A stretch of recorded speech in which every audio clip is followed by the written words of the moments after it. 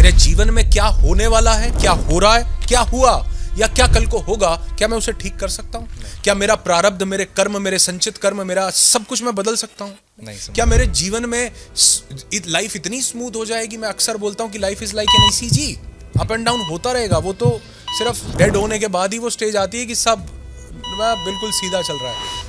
ऐसा सुना आपने, विनाश काले विपरीत बुद्धि? हाँ बिल्कुल सही। तो ये क्यों है विनाश काले विपरीत बुद्धि? बुद्धि विपरीत मतलब हमारे पास ये नई बुद्धि कहाँ से आई जो विपरीत हो जा रही है? बहुत से लोग मेरे पास आते हैं, सर किसी ने बताया था कपालभाति करो, मैं तो पौना घंटा कपालभाति कर रहा हूँ सर, पर बीपी ठीक ही नहीं हो रहा। मैं कहा आप और सूर्य तत्व को बढ़ा रहे हो, आप कह रहे हो बीपी ठीक नहीं हो रहा। अगर मैं इतनी सी भी एक सुई की नोक भी बदलना चाहता हूं ना, तो इसका मतलब मैं पूरे ब्रह्मांड में बड़ा कुछ चेंज करने की चेष्टा रख रहा हूं, जो कि मेरे बस में नहीं है। एक बच्चा जिसको हमने पूरी उम्र कोई टफनेस, उसकी मेंटल एजिलिटी उसकी बिल्ड नहीं की, कोई टफनेस नहीं दी, वो उम्र के एक पड़ाव पर पहुंचता है और उसको उस उम्र के एक पड़ाव में छोटा सा ब्रेकअप भी ऐसा लगता है कि सुसाइड कर लूं।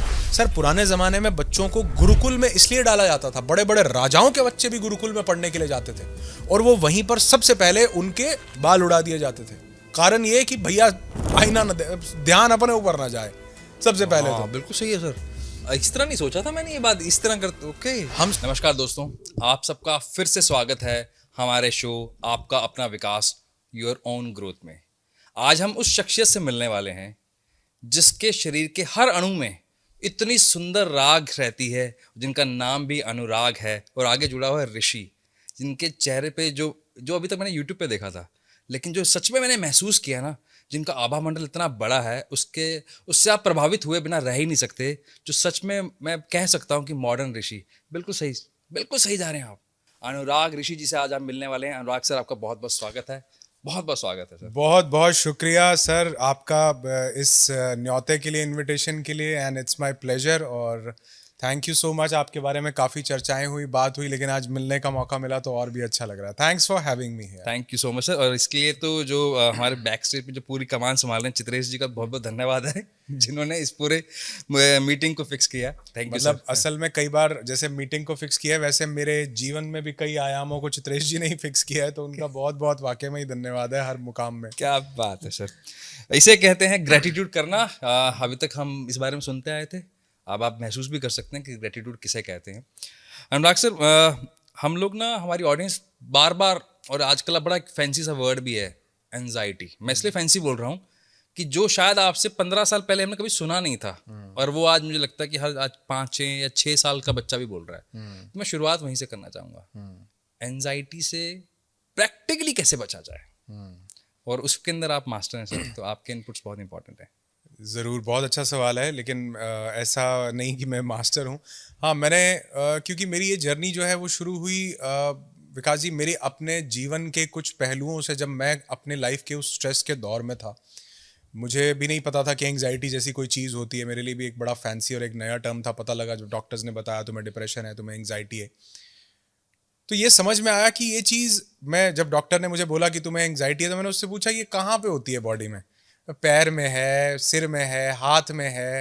वो बोले नहीं ये तो सिर में होता है। सिर में कहाँ होती है? ये लेफ्ट हेमस्फेयर में है, राइट हेमस्फेयर में है, प्री फ्रंटल कॉर्टेक्स में है, टेम्पोरल लोब में है, एमिगडाला में है, हिप्पोकैम्पस में, कहाँ है? बोले नहीं ये तो थॉट्स में होती है। मैं कहा इसका मतलब तो ये ब्रेन में नहीं होती, इसका मतलब ये माइंड में होती है। It's not a physical thing, it's a mental.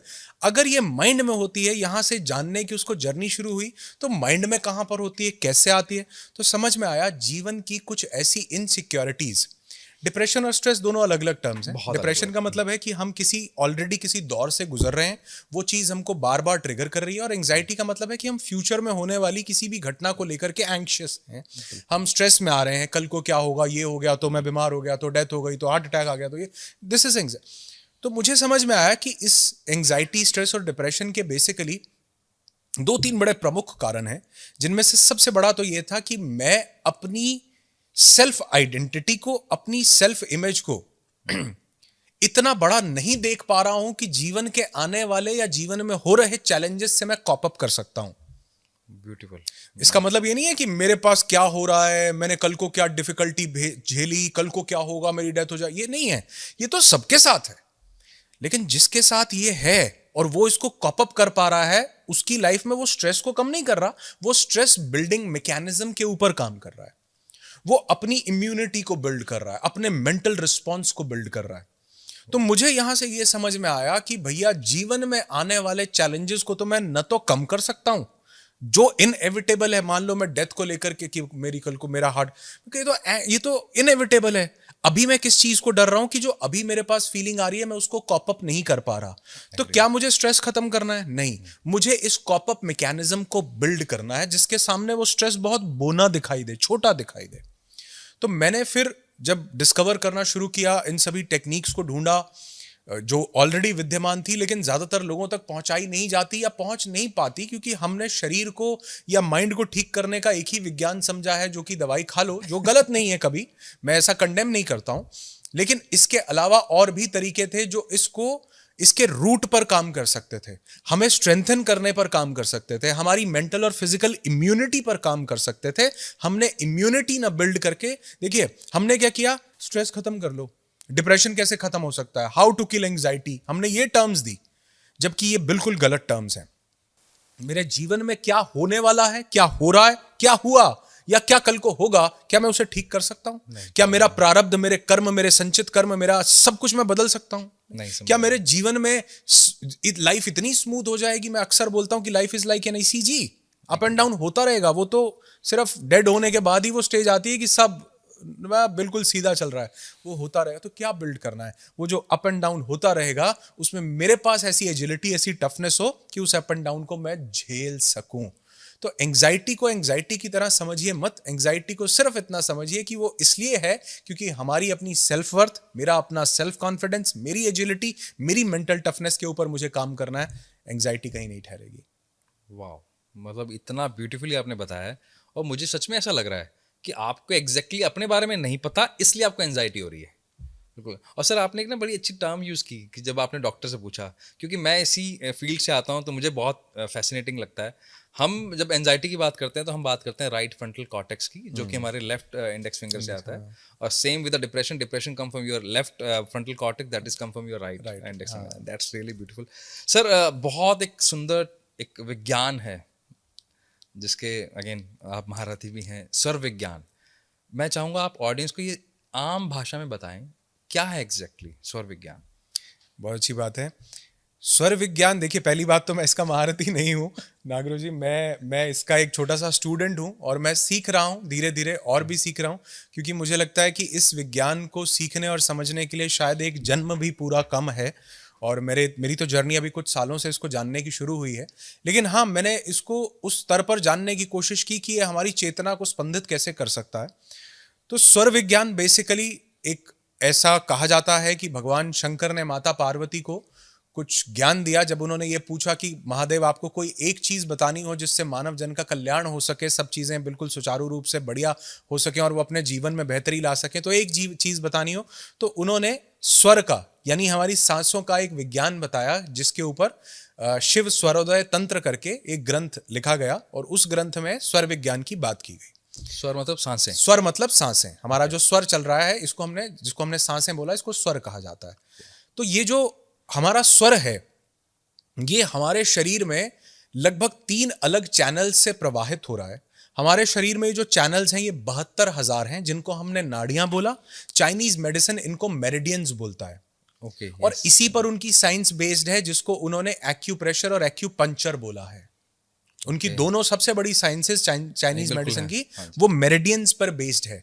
जब वो एक्यूपंक्चर में वो नीडल, वो सुई लगाते हैं, तो वो कोई फिजिकल बॉडी पार्ट में नहीं, बल्कि एनर्जी बॉडी में जो एनर्जी का प्रवाह रुका हुआ है उसको पंक्चर करके उस प्रवाह को दोबारा से चलाने के लिए वो नीडल लगाई जाती है। एक्यूप्रेशर में जो आपके जो मेरिडियंस हैं शरीर में, नाड़ियां हैं, जो नाड़ियां नसें नहीं है, नसें वो हैं जो दिखती हैं, खून प्रवाहित होता है। नाड़ियां वो हैं जिनमें प्राण प्रवाह हो रहा है, जो हमको फिजिकल आइज से दिखती नहीं। उन नाड़ियों का जो मेरिडियंस का एंडिंग पॉइंट है वो आपके हाथों में होता है, इसीलिए, और पैरों में होता है। इसीलिए एक्यूप्रेशर में आपके किसी भी ऑर्गन को ठीक करने के लिए, सिर दर्द, लिवर, किडनी, आपके हाथों में अलग अलग पॉइंट्स दिए उन्होंने कि यहां दबाओ, ऐसे करके दर्द ठीक होगा। तो ये पॉइंट्स वाकई काम करते हैं। ये 72,000 नाड़ियां हैं, जिनमें से 9 प्रमुख हैं और अति प्रमुख हैं 3, जिसमें 3 है इड़ा, पिंगला और सुषुम्ना। ये अति प्रमुख इसलिए हैं क्योंकि यही स्वर को कंट्रोल करती हैं। बाकी सभी नाड़ियों में स्वर प्रवाहित होता है, कंट्रोल नहीं होता। जैसे मैं कहूँ बहुत से और नाड़ियां हैं, डाकिनी है, शाकिनी है, रुद्रचंठा है, कष्टगंगा, बहुत सारी नाड़ियां और भी हैं, उनमें हम कंट्रोल हमारा नहीं है। हमारा कंट्रोल किस में है? इड़ा, पिंगला, सुषुम्ना में भी हमारा कंट्रोल नहीं है, वो भी मतलब हमारे कंट्रोल के कहीं ना कहीं बाहर है। तो ये 3 नाड़ियां प्रमुख हैं। इड़ा का मतलब आपकी लेफ्ट नॉस्ट्रल, जब लेफ्ट नाक से आप सांस ले रहे हैं, जिसको हमने चंद्र नाड़ी बोला। पिंगला का मतलब आपकी राइट नॉस्ट्रल, जिसको हमने सूर्य नाड़ी बोला, जब यहां से श्वास चलती है। और सुषुम्ना का मतलब जब लेफ्ट से राइट में एक शिफ्टिंग होती है, उसके बीच में कुछ समय दोनों नाड़ियां चलती हैं, दोनों स्वर चलते हैं। वो दोनों स्वर जब चलते हैं उसको हम सुषुम्ना बोलते हैं। लेफ्ट से राइट में जब शिफ्ट होगा तभी, जब लेफ्ट से राइट और राइट से लेफ्ट दोनों जब भी शिफ्टिंग करेंगी, Okay. एक ये देखिए बीच में हमारे नोस्ट्रल के बीच में जब ये दोनों एक लेफ्ट नाड़ी चलने का मतलब क्या है कि हमारी ज्यादा सांसें लेफ्ट नॉस्ट्रल से भारी ज्यादा आ रही हैं। कई लोग मुझे बोलते हैं सर मेरी तो दोनों चलती रहती है। मैंने कहा आपने उसको जानने की प्रक्रिया को अच्छे से समझा नहीं है। ये हो सकता है कि 1 से 60%, 1 से 40 आ रही हो तो आपको लग रहा है कि दोनों चल रही हैं, लेकिन असल में जिससे 60 आ रही है मूल रूप से नाड़ी वो चल रही है। तो जब 60 से धीरे धीरे धीरे धीरे, इसका एक समय है 45 मिनट से लेकर 40 मिनट से लेकर 1 घंटे तक के बीच में ये शिफ्ट होगी एक हेल्दी व्यक्ति की। लेफ्ट से राइट, राइट से लेफ्ट। आप कभी भी नोटिस, जैसे अभी भी आप नोटिस करो, ये ए बना के दोनों नाक पे, मेरी वाली चल रही है राइट। आपकी राइट है, मेरी भी राइट है। ओके। तो जब हमारी राइट नॉस्ट्रल चल रही है, इसका मतलब सूर्य नाड़ी चल रही है। 45 से 50 मिनट 1 घंटे में मैंने अक्सर अपना नोट किया है कि मेरी 45 से 50 मिनट्स में शिफ्ट हो जाती है। तो 45 से 50 मिनट बाद ये जब उधर जाएगी तो सांस जो यहां से 70%, अभी मेरी तो लगभग 90% चल रही है, तो ये धीरे धीरे 80 होगी, 70, 60, 50। जब ये 50 होगी तो बाकी 50 कहाँ है? इधर। ओके। ये हो गया सुषुम्ना नाड़ी आपकी एक्टिव होगी। सुषुम्ना का मतलब अलग से कोई नाड़ी नहीं है। सुषुम्ना का मतलब कि आपके प्राणों का प्रवाह दोनों नॉस्ट्रल से बैलेंस में चल रहा है, मध्य में चल रहा है। यहां से राइट में चल रहा है, यहां से लेफ्ट में चल रहा है, बीच में आकर मध्य में चल रहा है।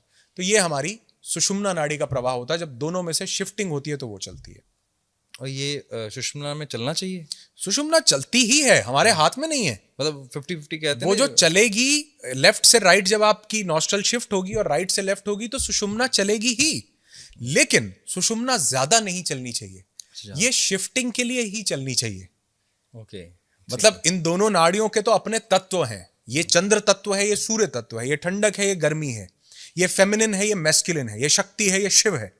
ये बैलेंस दोनों का एक एक करके चलता रहेगा जीवन में। ठंडक गर्मी दोनों बराबर, है ना, तेज कम तेज बराबर, शिव पार्वती बराबर, मैस्कुलिन फेमिनिन बराबर, ये बैलेंस है। लेकिन ये हमारे हाथ में नहीं है। ये तो जब दोनों का शिफ्टिंग का प्रोसेस होगा तो ये चलेगी। अगर ये ज्यादा चल रही है, इसका मतलब है कि ये दोनों नाड़ियां एक साथ चलनी नहीं चाहिए। शिफ्ट होते हुए चलें तो अच्छा है।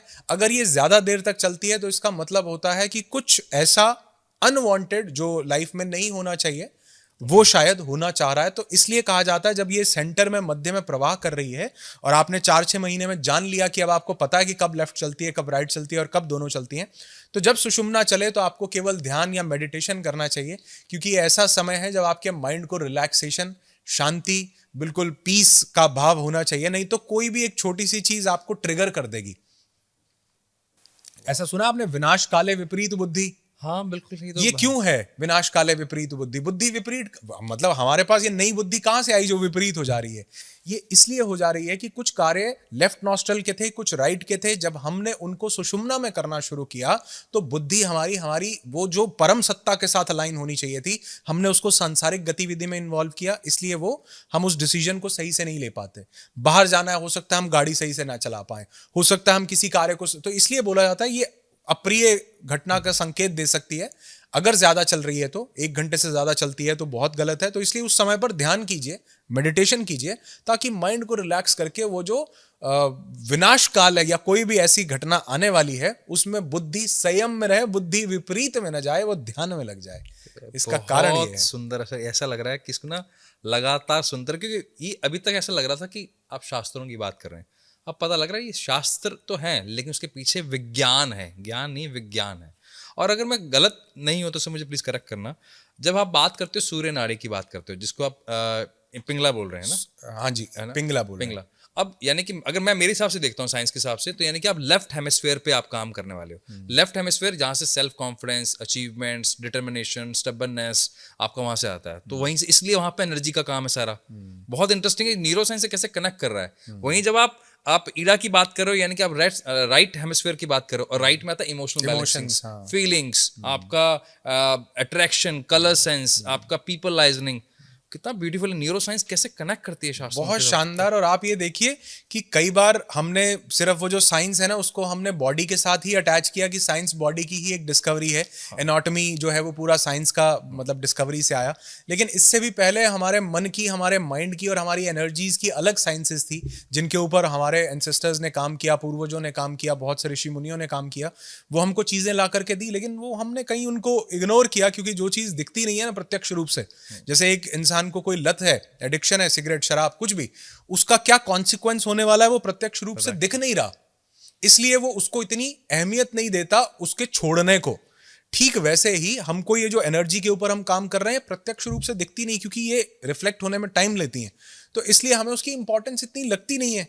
हाँ, बाहर के तौर पर हमें लगता है कि हाँ सिर दबाया, सिर को पता चला, लेकिन एनर्जी को हमने लेफ्ट नॉस्ट्रल से लेना शुरू किया, सिर में क्या अंतर आया कोई अंतर नहीं। पता नहीं चला। तो वो धीरे धीरे जब हम इनको जानने लगते हैं तो पता चलता है कि वाकई ये चीजें थी जो हमारी बॉडी को भी, हमारी एनर्जी को भी और हमारे माइंड को गवर्न कर रही थी। अगर हमने इनके अंदर टैप इन किया, किसी भी चीज को बदलना संभव है जीवन में। मतलब ऐसा लग रहा है कि अगर ये चीजें हमें पहले दिन से पता लग जाए ना, तो शायद ये जो फैंसी वर्ड्स हैं, स्ट्रेस, एंजाइटी, शायद हमारे जीवन में होंगे नहीं। So true. फिर भी सर मैं आपसे जानना चाहूँगा, अगर कोई व्यक्ति है जिसको लगता है कि मुझ में बात करने की क्षमता नहीं है, या मुझे घबराहट हो रही है, शिवरिंग हो रही है, या मुझे ऐसा लगता है मैं वर्थी नहीं हूँ, मतलब जिसको बोलते हैं कंपैरेटिव व्यू में, कई बार पीयर प्रेशर में लगता है ना यार उसके पास सब कुछ है, मेरे पास कुछ है, बहुत सारे ऐसे रीजंस है, लेकिन कहीं ना कहीं अंडर कॉन्फिडेंस के उसको अगर ठीक करना हो स्वर विज्ञान से, तो कैसे कर सकते हैं? बहुत अच्छी बात, बहुत अच्छा सवाल आपने पूछा है। देखिए, इसके लिए हमको सबसे जरूरी चीज तो है स्वर की साधना करना। स्वर साधना में सबसे पहला तत्व जो आता है वो आता है आपका नाड़ी शोधन। क्योंकि नाड़ी शोधन इसलिए जरूरी है आपके मेंटल स्टेबिलिटी के लिए और मेंटल एजिलिटी के लिए, क्योंकि आपकी दोनों नाड़ियां दिन में कई बार शिफ्ट होंगी। आप कभी सूर्य में होंगे, कभी चंद्र में होंगे, और कई बार आपका ध्यान भी नहीं जाएगा। और अगर आप पूरा फोकस अपनी नाड़ी शिफ्टिंग पे या इसी पे ही लगाए रखेंगे, तो मेरे ख्याल से वो एक समाज में रहते हुए अगर आप ध्यान कर रहे हैं, पहाड़ों में चले गए तो एक अलग बात है, लेकिन समाज में रहते हुए इतना ध्यान देना इतना आसान नहीं है। उसके लिए आपके लिए सबसे जरूरी चीज है कि आप स्वर की साधना करें। उस साधना का सबसे पहला स्टेप है नाड़ी शोधन, और सबसे अच्छा नाड़ी शोधन प्राणायाम है अनुलोम विलोम। ओके। कि आपने अनुलोम विलोम किया दिन में 5 से 7 मिनट। अनुलोम विलोम करने से आपने अपने चंद्र तत्व को भी जागृत किया और अपने सूर्य तत्व को भी जागृत किया। आपने दोनों का एक बैलेंस बनाया। आपने चंद्र तत्व से श्वास ली, आपने सूर्य तत्व से श्वास छोड़ी, फिर आपने सूर्य से ली, चंद्र से छोड़ी। तो ये जो लेफ्ट और राइट का बैलेंस है ना, ये जो आपके पूरे दिन भर के 24 घंटे हैं जहां पे आपका ध्यान स्वर पे नहीं है, स्वर विज्ञान पे नहीं है, ये उसको बैलेंस करता है। तो माइंड में किसी भी तरह का स्ट्रेस है, इनसिक्योरिटीज हैं, फियर के बहुत सारे फैक्टर्स रखे हुए हैं, या फिर सेल्फ इम्पोस्टर सिंड्रोम जिसको हम बोलते हैं कई बार, कि सेल्फ वर्थीनेस खत्म हो चुकी है, मैं कुछ हूं ही नहीं, मेरी आइडेंटिटी कुछ नहीं है, मैं नहीं कर पाऊंगा, कॉन्फिडेंस शैटर्ड है। ये सब चीजें गवर्न होने लगती हैं जब आपके प्राण सही रूप से प्रवाहित हो रहे हों। और वो प्राण सही रूप से कब प्रवाहित होंगे? जब नाड़ियों का शुद्धिकरण होगा जिनमें प्राण प्रवाहित हो रहे हैं। एक पाइप है जिसको आप ब्लॉक कर दो, उसमें आप पानी गुजारो, पानी रुक जाएगा। आपके टैप में पानी नहीं आ रहा, आप टैप बदलते रहो दिन में 10, क्या करना पड़ेगा?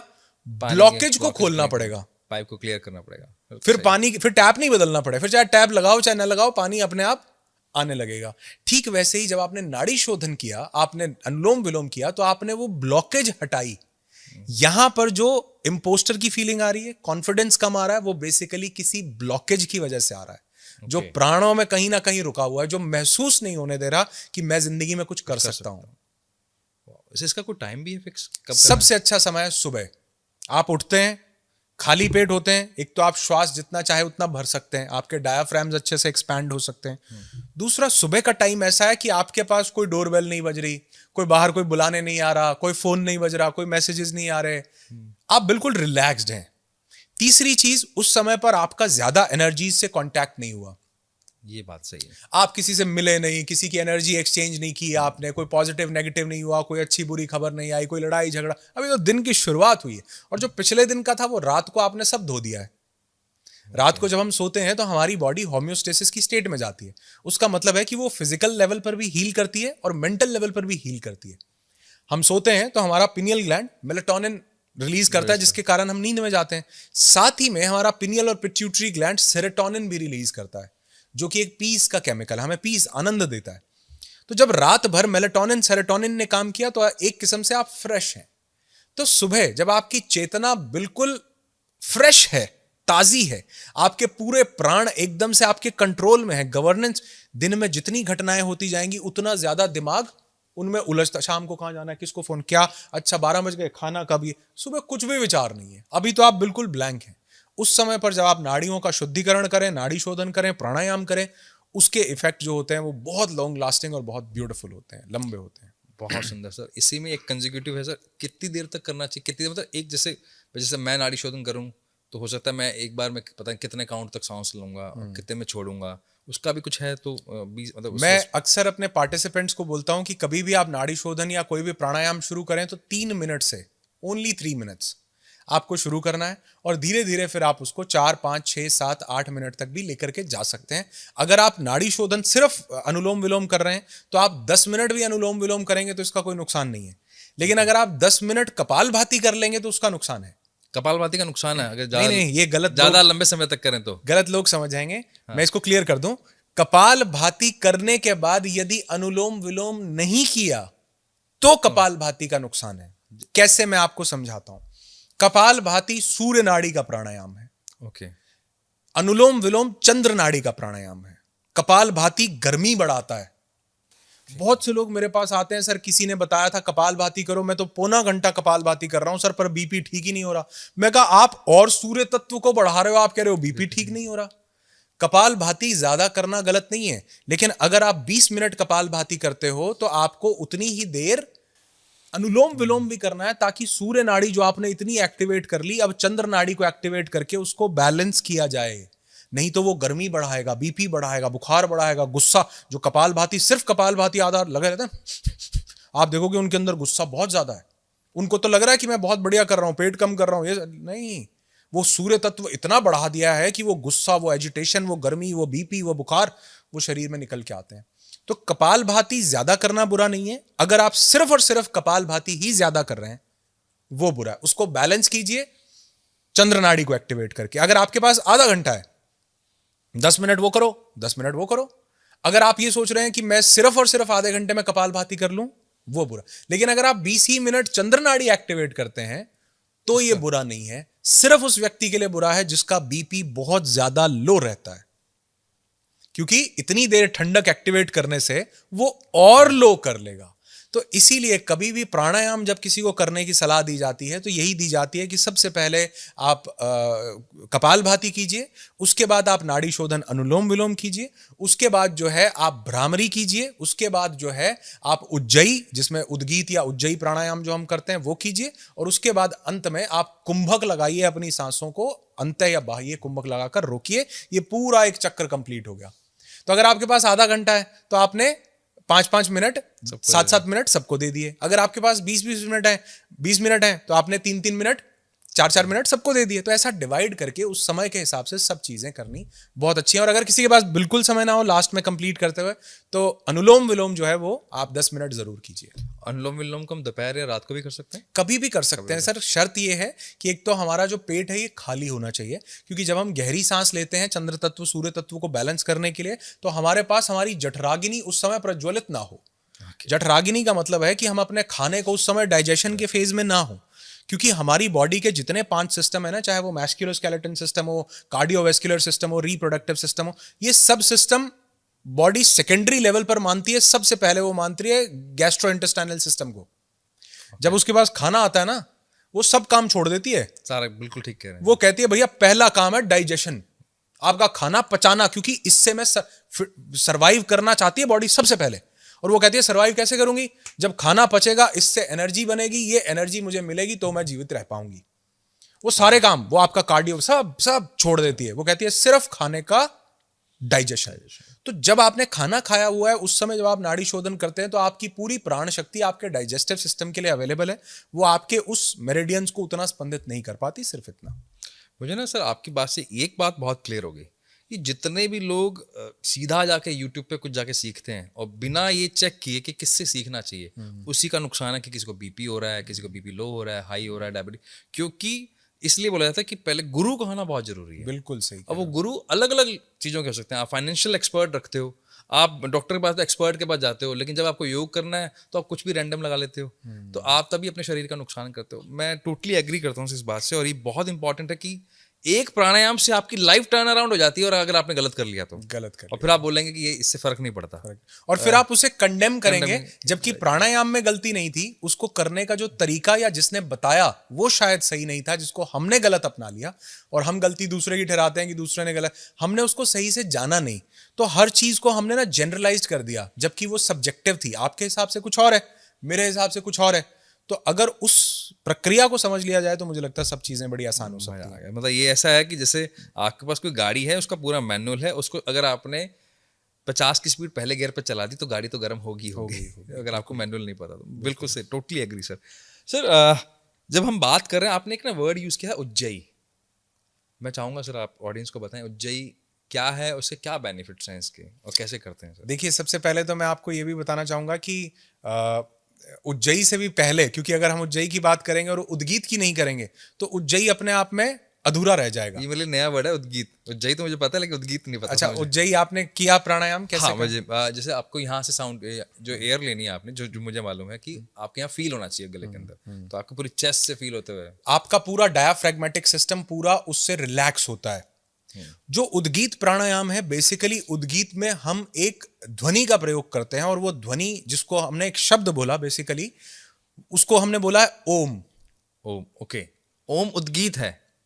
ओके, तो हमने क्या किया, हमने इसको एक शब्द समझा ओम, जबकि ये 3 अलग अलग स्वरों से मिलकर के बना हुआ एक घटक है, अ, उ और म। ये अपने आप में एक शब्द नहीं है, ओम नहीं है, ये स्वर हैं 3। स्वर का मतलब इसमें आवाजें हैं 3। तो जब भी हम ये प्राणायाम करते हैं तो मैं बहुत से लोगों को देखता हूं, क्योंकि वो जैसे आपने बोला ना गलती कर देते हैं, तो वो क्या कर रहे हैं, ओम का उच्चारण एक अलग उच्चारण है। प्राणायाम में, उद्गीत में जब आप ओम की ध्वनि को निकालते हैं तो वो ओम नहीं है, वो 3 ध्वनियां हैं, अ, उ और म। तो आपको जैसा वो आजकल वो फोटो खिंचवाते हुए पाउट नहीं बनाते, तो आपको सबसे पहले अपना मुंह पूरा खुला रख के आ की साउंड करनी है, एक ही साउंड। ये 3 ध्वनियां हैं, अ, उ और म। आ की साउंड करनी है, और जैसे जैसे आप अपना पाउट बना करके मुंह बंद करते जाएंगे, आप यहां पर 3 ध्वनियां पाएंगे। मैं आपको बताता हूं, जैसे आ,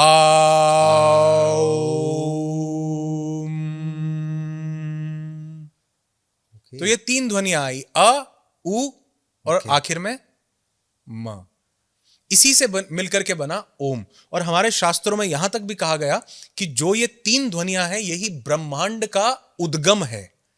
मतलब जो यूनिवर्स की जो साउंड है वो ओम जैसी ही साउंड है, जहां पर यही ध्वनियां हैं। हाँ, अभी नासा ने भी इसको नहीं, वो नासा वाला जो वो है वो गलत, वो उसमें कोई साइंटिफिक वो नहीं है अभी, वो व्हाट्सएप पे वैसे सर्कुलेट हो गया ज्यादा। व्हाट्सएप यूनिवर्सिटी का है, लेकिन ये है चीज बड़ी, लेकिन अभी इसको उतना वैलिडेशन या उतना प्रूफ मिला नहीं है। लेकिन जो वो हमारे पुराने लोग थे जो अपने अंदर उतरना जानते थे, जो ये जानते थे कि यथा ब्रह्मांडे तथा पिंडे, जो अपने आप को यही ब्रह्मांड जो अपने अंदर उतरते थे, वो ये जान पाते थे कि अंदर भी यही ध्वनि चल रही है लगातार, बाहर भी यही ध्वनि चल रही है, हर तरफ यही ध्वनि चल रही है। जो अपने अंदर ध्यान के उन चरणों में बहुत गहरे समाधि के स्थलों पर गए, उन्होंने जाना कि जीवन का उद्गम यही उद्गीत से है, और ब्रह्मांड का उद्गम भी यही उद्गीत से है। तो ये बहुत इंपॉर्टेंट है कि उस प्राणायाम को करने से पहले भी आप उद्गीत प्राणायाम करें। उद्गीत यानी कि पहले हम ओम का चैंट इस तरह से, जैसे अ, उ और म से हम ओम का चैंटिंग करें। करना चाहिए सर? हर प्राणायाम जो मैंने 5 चीजें बताई, सबसे पहले आपको आप सब कपालभाति करेंगे, उसके बाद अनुलोम विलोम करेंगे, उसके बाद आप उज्जयी या उद्गीत दोनों में से कोई भी प्राणायाम कर सकते हैं, और आखिर में हमें लगाना होता है कुंभक। कुंभक क्या है? हमारी सांसों को रोकने का नाम, हमने एक बंध लगा लिया, ठीक है, सांसों को रोक करके। ये जो बंध है ये कुंभक है। अब ये अंतः कुंभक भी होता है और बाहरी कुंभक भी होता है। हमने सांस अंदर ली, अंदर होल्ड कर ली, ये अंतः कुंभक है। हमने सांस बाहर छोड़ी, होल्ड कर ली, ये बाहरी कुंभक है। तो जो सांस है बेसिकली ये प्राण है, ईथर है। ये ओम का जो लगातार यूनिवर्स में उच्चारण हो रहा है उसकी ध्वनियों का ग्रहण करना है। जब आपने उस प्राण को ग्रहण किया और अपने रूट में स्थापित करके आपने उसको होल्ड किया, तो जैसे अभी हम थोड़ी देर पहले स्वर विज्ञान की बात कर रहे थे, तो इसमें स्वर विज्ञान में इसको स्वर संकल्प बोला जाता है। स्वर संकल्प, कई तरह के संकल्प आप लेते हैं, जो आज आप टर्म सुनते हैं, law of attraction. Yes yes, ये बेसिकली ये वही स्वर संकल्प से आया हुआ टर्म है कि हम कुछ चीजों को अपने मन में धारण करके, उसकी धारणा बना के उसका संकल्प करते हैं। कब? जब हमने प्राणों को होल्ड किया हुआ हो, तो वो सीधा हम उस प्राणों को होल्ड करके यूनिवर्स से कनेक्टेड होते हैं और हम अपने इंटरनल सबकॉन्शियस माइंड से भी कनेक्टेड होते हैं, क्योंकि उस समय हमारे सबकॉन्शियस का द्वार खुला होता है। कोई सुनने वाला सुने और सोचे कि सबकॉन्शियस का द्वार कैसे खुला होता है, तो सबकॉन्शियस में हम तब पेनिट्रेट कर पाते हैं जब लॉजिकल माइंड नहीं होता, एग्रीड, या ये सोया हुआ होता है। तो जब हमने अपने प्राणों को होल्ड किया, आप कोशिश कीजिए कि अपनी पूरी सांस को बाहर फेंक दें या अपनी पूरी सांस को अंदर रोक के रखें। 30-40 सेकंड, 50 सेकंड के बाद आपका रोम रोम, प्राण प्राण यही चिल्लाएगा, भाई सांस छोड़ दे या सांस ले ले। ये होता है क्योंकि सर्वाइवल, अब जीवन भी तो है, मरना थोड़ा है। वो सारी की सारी चेतना जो है जीवन में, क्या आपको ये ध्यान नहीं आएगा सब्जी लानी 2 बज गए, 3 में कहां उठे, चले, फोन बजाना? आपको एक ही ध्यान आएगा कि भैया सांस ले लो। पूरी चेतना एक केंद्र पर रुकी हुई है, और जैसे ही आपने वो एकदम से, वो जो द्वार है चेतना के शिफ्ट होने का, कि आपने एकदम से वो सांस लेने की प्रक्रिया में आप गए, तो आपके पास कोई विचार नहीं है, एक ही विचार था जिसकी पूर्ति। वाह, अब आपका कॉन्शियस नहीं है, रोटी खा लो, खाना खा लो। अब उसके पास जो एक दुनिया की सबसे बड़ी नीड थी कि सांस ले लो, वो भी नहीं है। तो अब क्या बचा? कॉन्शियस तो है नहीं। तो अब आप जो भी उस समय संकल्प करते हैं, वो संकल्प आपके सब कॉन्शियस में सीधा इंप्रिंट होता है। और हमारे तो कई पार्टिसिपेंट्स ऐसे हमारे पास आते हैं जिनकी स्वर संकल्प, जिन्होंने सिर्फ मतलब 10-10 दिन भी उन्होंने स्वर संकल्प की प्रैक्टिस सही विधि से, मतलब अगर मैं यहां पर भी बताऊंगा तो वो थोड़ा सा लंबा प्रोसेस है, तो वो गलत हो जाएगा। सही विधि से उसको प्रैक्टिस किया, उन्होंने 10 दिन के अंदर भी अपने जीवन में चमत्कार देखे हैं, अपनी फिजिकल हेल्थ में, मेंटल हेल्थ में, फाइनेंशियल हेल्थ में, सोशल हेल्थ में, हर एक एस्पेक्ट से। तो इतनी बढ़िया पावरफुल चीज है ये। वैसे तो मेरे अगला क्वेश्चन भी यही था, लेकिन सर अभी तो मैं इसी के आसपास ही घूमूंगा। क्योंकि जब आपने बात करी कुंभक की, तो यानी कि लॉ ऑफ अट्रैक्शन को सही तरह से हम इस्तेमाल इसलिए नहीं कर पाते क्योंकि हमें उसके पीछे का विज्ञान, यानी कि स्वर विज्ञान से अगर उसको कनेक्ट कर दें तो आप बहुत फास्ट सक्सेस अचीव कर सकते हैं। मैं सही बोल रहा हूँ? बिल्कुल सही बोल रहे हैं। स्वर विज्ञान भी एक पहलू है, लेकिन लॉ ऑफ अट्रैक्शन को ज्यादातर लोगों ने यही समझा है कि मुझे अपने जीवन में कुछ भी पाना है, कुछ मैनिफेस्ट करना है, उसके लिए मुझे कुछ प्रोसेसेस करने हैं। आप देखो इसी टर्म में कितना बड़ा डिसरप्शन है कि मैं कुछ पाना चाहता हूं, उसके लिए मैं इस यूनिवर्स में डेंट लगाना चाहता हूं। मतलब मुझे प्रोसेसेस बदलने हैं क्योंकि मुझे कुछ पाना है। तो आप यहां ध्यान से देखो कि मैं यूनिवर्स से ऊपर जाकर के अपने उस प्रोसेस को चेंज करना चाह रहा हूं। जो मुझे मिल रहा है वो नहीं चाहिए, जो मैं पाना चाह रहा हूं वो कुछ और चीज है। तो मेरे को प्रोसेस बड़े बदलने, अगर मैं इतनी सी भी एक सुई की नोक भी बदलना चाहता हूं ना, तो इसका मतलब मैं पूरे ब्रह्मांड में बड़ा कुछ चेंज करने की चेष्टा रख रहा हूं, जो कि मेरे बस में नहीं है। मेरे बस में जानते हैं क्या है? मेरे बस में मेरे खुद का अंतर मन बदलना है। इसलिए मैं अक्सर लोगों को बोलता हूं, you never attract what you want in your life, you only attract who you are. आप क्या हो ये आप अपनी जिंदगी में अट्रैक्ट करोगे। आप चाहते हो कि मैं जिंदगी में बहुत सारा पैसा कमा लूं, लेकिन वो यहां नहीं है, होने वाला नहीं है भैया। लेकिन अगर यहां शुक्र है, यहां मानसिकता बड़ी प्योर है, यहां हैप्पीनेस है, वो money is an emotion, money is energy. पैसा भी एक एनर्जी है, वो कोई अलग तत्व नहीं है। हमने उसके ऊपर गांधी जी की फोटो छापी, किसी और ने और छापी, लेकिन वो है बेसिकली एक एनर्जी। तो अगर यहां पर वो एनर्जी का प्रवाह बने ना, इसलिए मैं बोलता हूं, you never attract what you want in your life, you only attract who you are. यहां से हो जाओ, कहीं डेंट नहीं लगाना पड़ेगा, कोई प्रक्रिया नहीं करनी पड़ेगी। हम जितने तरीके ढूंढ रहे हैं, ये कर लें, वो ये कर, अरे भैया सबसे सिंपल है, वो करने की जगह वो हो जाओ। बाहर करना उतना ही नकली है जितने वो आज 1000 के नोट हैं जो बंद हो गए हैं। अरे सर मुझे लगता है ये तो ना एंडलेस, मतलब इतनी इंटरेस्टिंग है कि इसको बहुत लंबा लेके जाना पड़ेगा। फिर भी मैं सर ये जानना चाहूँगा, अंतः कुंभक और बाह्य कुंभक में, फिर हम एक नेक्स्ट हमारे टॉपिक पे चलेंगे, क्या फ़र्क पड़ता है अंतः कुंभक हल में लगाना चाहिए या बाह्य कुंभक लगाना चाहिए, इसका बेसिक डिफरेंस क्या है? देखिए, बहुत अच्छा सवाल है। अंत्य और बाहरी कुंभक में सिर्फ हमारे, जैसे हमारे हमने नाड़ी शोधन किया ना, नाड़ी शोधन में हमने दोनों अपनी नॉस्ट्रल्स को एक्टिवेट किया, हमने सूर्य तत्व को भी एक्टिवेट किया और हमने चंद्र तत्व को भी एक्टिवेट किया। जब कुंभक, हम बाहरी कुंभक लगाते हैं तो बाहरी कुंभक में एक प्रक्रिया होती है, उसको बोलते हैं रेचन। रेचन का मतलब है कैथारसिस, मतलब अपने अंदर से चीजों का बाहर निकलना। और जब हम अंत्य कुंभक लगाते हैं तो इसका मतलब है चीजों का ग्रहण। इसलिए मैंने यहां पर एक लाइन बोल दी थी कि अगर कोई भी इसको गलत तरीके से, इसीलिए मैं इसको लंबे एक्सप्लेनेशन के साथ सिखाता हूं। जब आप किसी चीज को अपने जीवन में पाना चाहते हैं, आपने सवाल पूछा इसलिए मैं एक्सप्लेन कर रहा हूं, नहीं तो जब हम किसी चीज को पाना चाहते हैं तो हम अंतः कुंभक लगाकर उसकी धारणा करते हैं कि प्राण मेरे अंदर, मेरे रोम रोम में, मेरे सेल सेल में, मेरे हर एक मेरिडियन में प्रवाहित कर रहे हैं। अब मैं जो धारणा उसकी करूंगा जो मुझे पाना है।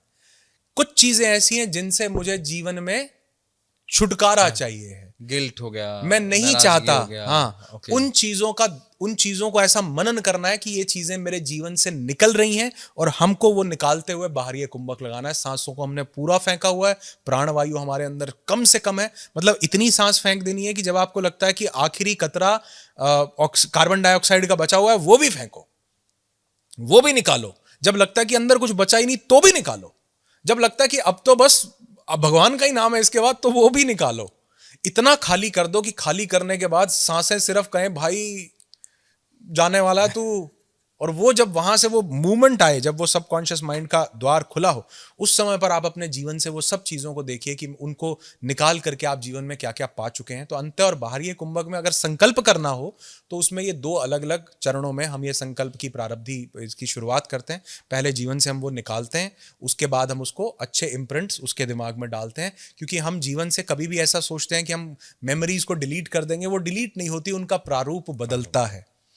वही करेला जो बचपन में बड़ा बेकार लगता था, जब ये चेतना आ जाए कि यही हेल्थ देता है, अगर किसी को डायबिटीज हो तो पता लगे यही मेरे इंसुलिन लेवल्स को बढ़िया करेगा, ब्लड शुगर लेवल्स को मेंटेन करेगा, तो वही अमृत लगने लगता है। करेला तो वही है। बिल्कुल सही है सर, आपका पर्सपेक्टिव चेंज हो गया अब उसको देखने का। अब यही हमारे साथ, हम अपने लोगों के साथ करते हैं कि हम जो चीजों को गलत समझ रहे थे, हमने उनका पर्सपेक्टिव बदला, पहले उनको बाहर निकाला, फिर देखा उनसे जीवन में लर्निंग्स क्या मिली, क्या क्या अच्छा हुआ। तो एक पूरा प्रोसेस 15 मिनट का हम उस कुंभक के साथ अपने पूरे शरीर, मन और बुद्धि को देते हैं। मुझे वो लाइन याद आ रही है, नजर बदलेगी तो नजारे बदल जाएंगे। बिल्कुल सही कह रहे हो सर, बहुत इंटरेस्टिंग है। क्योंकि सर जब हम काउंसलिंग में बैठते हैं ना, हम देखते हैं व्यक्ति के पास ना बहुत पोटेंशियल है, लेकिन पोटेंशियल होने के बावजूद इतने सारे गिल्ट्स लेके बैठा हुआ है। जो आपने बहुत एक अच्छा प्रोसेस बताया। ऑब्वियसली ऑडियंस से रिक्वेस्ट ये है कि बिना सीखे मत करना, फिर बाद में कहोगे परेशानी हो रही है। क्योंकि गुरु के बिना अगर आप करोगे तो वो आधा ज्ञान नुकसानदायक है, half cook food is a poison. तो गिल्ट से बाहर आना बहुत जरूरी है। बहुत इंटरेस्टिंग है सर। सर हम नेक्स्ट फेज पे चलेंगे, क्योंकि अल्टीमेटली लाइफ में जो सबसे इंपॉर्टेंट है वो हेल्थ है, हेल्थ के बाद रिलेशनशिप है, और फिर पैसा तो है ही सर। पैसे के बिना, आज मैं अभी दीपक वादा जी के साथ था कि अगर आपको अच्छी हेल्थ भी चाहिए ना तो पैसा चाहिए पहले। तो मैं भी टोटली इस बात को एग्री करता हूँ। क्या हम स्वर विज्ञान को, अपनी हेल्थ को तो आपने बताया कि आपने बहुत अच्छा प्रोसेस बताया, क्या हम अपने रिलेशनशिप को भी ठीक कर सकते हैं स्वर विज्ञान से? बिल्कुल ठीक कर सकते हैं। और आप ये देखिए कि हमारे जीवन में जो बाहर जितने भी अलग अलग आयाम है ना, इनको हमने अलग अलग नाम दिया है। ये रिलेशनशिप्स हैं, ये फाइनेंस है, ये सोशल लाइफ है, ये, लेकिन अंतर मन में सब चीजें गवर्न उस एनर्जी और उस प्राण से ही हो रही हैं। तो अगर हमारे प्राण पार्शियलिटी कर रहे हैं तो इसका मतलब ये बड़ी कोई गलत चीज हो गई। हमारे प्राण पार्शियलिटी नहीं कर रहे, वो आपके जीवन की हर चीज को सुचारू रूप से चला रहे हैं। क्योंकि आपने उस ईथर तत्व को, प्राण तत्व को जब सही से प्रवाहित करा अपनी पूरी बॉडी में, तो वो आपके लाइफ के हर एरिया में रिफ्लेक्ट होगा। हमारे एक मित्र हैं, बड़ी अच्छी बात बोलते हैं, the way you do one thing the way you do all. Agreed, 100%, बिल्कुल सही कह रहे हो आप सर, है ना? हाँ। तो अगर आप एक जगह पर आपने वो एजिलिटी डेवलप कर ली, मान लो एक स्कूल में छोटा बच्चा है, उसको कोई बच्चा तंग करता है, परेशान करता है, उसको मान लो 10 बच्चे परेशान करते हैं, तो अगर उसने एक के सामने भी साहस दिखाया ना, तो 10 के सामने दिखाया, तो वो 10 के सामने दिखा सकता है। क्योंकि अब वो 10 का सवाल नहीं है, सवाल है उसके अपने अंदर वो पावर बिल्डअप होने का। तो जो हमें रिलेशनशिप्स, जो हमें फाइनेंस, लाइफ के अलग अलग एरियाज लगते हैं, ये सब हमारे माइंड का नतीजा है। मेरे माइंड में कितना सुकून है, उस हिसाब से मैंने पार्टनर अट्रैक्ट किया है। मेरे माइंड में कितनी प्रसन्नता और शांति है, उस हिसाब से मैंने धन को अट्रैक्ट किया है। मेरे माइंड में कितना तेज और कितनी मतलब ऊर्जा है, उस हिसाब से मैंने अपने काम की प्रकृति को डिसाइड किया है। तो ये सब कहां से निकल कर आ रहे हैं? आपके प्राणों से। और प्राणों को स्पंदित करने का तरीका है स्वर विज्ञान को समझना, नाड़ी शोधन करना, स्वर विज्ञान के हिसाब से अपनी कुछ दिनचर्या के कार्य करना। मतलब मैं ये नहीं बोलता हूं कि 50-60 चीजें सारा दिन में स्वर विज्ञान ही चेक करते रहो, पॉसिबल नहीं है। सुनने में अच्छा लगेगा, मतलब पॉडकास्ट लंबा हो जाएगा, 6 घंटे भी बोलते रहो, सुनने में बहुत अच्छा लगेगा, लेकिन एक भी व्यक्ति उसको अपने जीवन में इंप्लीमेंट नहीं करेगा। तो अक्सर मैं सिर्फ अपने पार्टिसिपेंट्स को या जो लोग सुनते हैं उनको मैं 3-4 चीजें बताता हूं कि अगर आपने ये सुधार लिया, ये इंप्लीमेंट कर लिया, तो समझो आपने 90% काम कर लिया। सर आपकी बातों से ना ऐसा लग रहा है कि एक्चुअली में जो भाग्य की बात करते हैं कि मेरा भाग्य है या मेरा कर्म है, तो एक्चुअली हम अपने भाग्य को चेंज कर सकते हैं। मुझे आपकी बातों से ऐसा एहसास हो रहा है कि अगर मैं अपनी अंदर इंटरनल चीजों को अगर सही कर लूं, यानी अपनी मैग्नेटिक पावर को ठीक कर लूं, तो इस हिसाब से तो मैं अपना भाग्य चेंज कर लूंगा। देखिए, आपकी बात बहुत सही है, लेकिन यहां पर मैंने जो सबसे पहली बात बोली थी मैं उससे रिलेट करना चाहूंगा। पहली बात तो ये कि भाग्य लिखा किसने? हमारे कर्मों ने लिखा। हाँ, तो यानी मैंने ही तो लिखा है। हाँ। तो यानी मैं ही तो चेंज करता आ रहा हूं। तभी तभी अगर मैंने लिखा है तो यानी वो चेंज ही तो हुआ है कहीं ना कहीं। मेरे ही कर्म थे, और अगर मैंने अपने यहां पर अपने कर्म का मतलब सिर्फ फिजिकल एक्शन नहीं है, कर्म का मतलब मेंटल एक्शन भी है। कर्म का मतलब आपकी एनर्जी भी जो एक्शन ले रही है वो भी कर्म है। मैंने आपके साथ गलत किया, आपको मारा पीटा, कुछ भी गलत किया, ये गलत कर्म था। मैंने आपके बारे में गलत सोचा, ये भी गलत कर्म था। मान लीजिए एक डॉक्टर है, वो किसी का इलाज कर रहा है, वो उसको इलाज करके उसने बचाना की कोशिश की और उसका पेशेंट बच गया, अच्छा कर्म है। हाँ बिल्कुल। लेकिन वो अपने पेशेंट को ऑपरेशन कर रहा था और उसके अंदर ये भावना थी कि ये इसको मरने नहीं देगा, बचा लेगा, पूरी जान लगाएगा, सारे प्रयास करेगा, पेशेंट नहीं बचा। क्या डॉक्टर ने गलत कर्म किया? नहीं, उसने अपने एफर्ट्स मानसिक। तो कर्म क्या था? जो फिजिकली हो रहा था वो कर्म था, या जो यहां से सोचा जा रहा था वो कर्म था? जो यहां से सोचा जा रहा था वो भी उतना ही बड़ा कर्म था जितना फिजिकल कर्म था। तो यानी हमने जो भी, ये तो यथार्थ हमको समझ में आता है कि जो भी हमारे जीवन में आ रहा है ये कोई एक व्यक्ति लिखने नहीं बैठा हुआ, हमारे कर्म ही डिसाइड कर रहे हैं कि हमारा आगे चल करके क्या कार्य कर रहे हैं, हमारे उसके हिसाब से हमको कर्मों का फल मिलेगा। उसी को हमने प्रारब्ध बोला। प्रारब्ध किससे मिला? संचित कर्म से, जो कर्म हम कलेक्टिवली इकट्ठे करके जिस मेंटल स्टेट में करे हमने। ओके। तो अगर वो हमने ही लिखे हैं तो फिर ऊपर वाले तो if we are creator of our own destiny, तो वो हम ही लिख रहे हैं। अगर सर ऊपर वाला कोई बैठ करके लिख रहा होता तो बड़ा मुश्किल हो जाता। नागरू जी मेरी बात समझिए, वो तो रजिस्टर पे रजिस्टर भरता। अच्छा आपने क्या किया? आपने पत्ते तोड़, ओहो आपने क्या किया? चींटी मार, ओहो अरे वो रह गया भैया, उसको पकड़ो। अरे भाई ये तो कोई, मैं मानता हूं वो डिवाइन सुप्रीम बीइंग है, लेकिन वो आपके लिए एल्गोरिथम है सर, जो सब देख रहा है। YouTube ये नहीं देख रहा कि नागरू जी ने बढ़िया वीडियो बनाया तो इनका चला दो, उन्होंने अच्छा नहीं इनका गिरा दो। नहीं, वो पार्शियलिटी थोड़ा कर रहा है। वो कह रहा है भैया इतने लोग हैं, अगर मैं एक एक का सिस्टम समझने देखने बैठूंगा तो मैं तो काम ही नहीं करूंगा। तो मैंने क्या बनाया? एल्गोरिथम।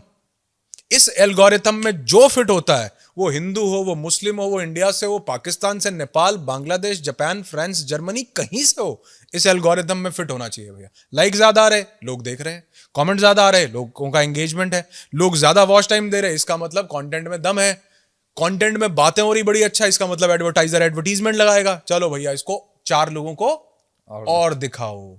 उसने नहीं किया कि नागरू जी का पर्टिकुलर वीडियो दिखाया जाए क्योंकि ये मेरी पूजा करते हैं, ये सारा दिन यूट्यूब इनको नहीं।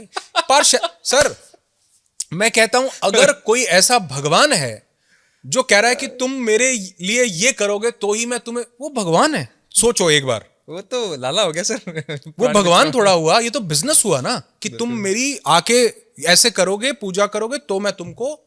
अरे नहीं सर, वो तो बड़ी प्योर परम आत्मा जिसको हमने बोला, परम सत्ता जिसको हमने बोला, वो हमसे कुछ चाहती नहीं है। उसने सिर्फ हमारे लिए एक फॉर्मूला, एक एल्गोरिथम बनाया है।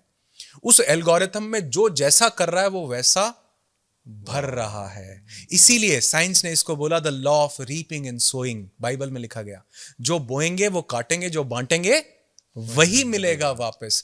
हर एक फिलोसोफर, चाहे वो एरिस्टोटल हो, सुकरात हो, रेने डेकार्ड हो, हर एक ने इस लॉ को समर्थन दिया है। हर एक ने। हमारे रिलीजियस ग्रंथ जितने हुए उन्होंने भी यही कहा कि कर्मा का सिद्धांत क्या है, जो बांटोगे वही जीवन में वापस आएगा। तो हम कर्म अपना खुद ही लिख रहे हैं, खुद ही बदल रहे हैं, और अगर हम यहां से बदलें तो कर्म का फल भी बदला जा सकता है काफी हद तक। अब एक अपने यहाँ पर भी है ना कि बोया पीड़ नीम बबूल का तो आम कहाँ से आम कहाँ खाए। से होए। बहुत सुंदर सर। और ये जो आपने एलोग्रिथम वाली जो आपने स्टोरी दी है ना सर, जो आपने एग्जांपल दिया है वो सच में रियलिस्टिक है। क्यों मेरे को ना बहुत सारे पैटर्न जो आप मुझे बता रहे थे ना, दिमाग में ना सिर्फ 50 केस याद आ रहे थे।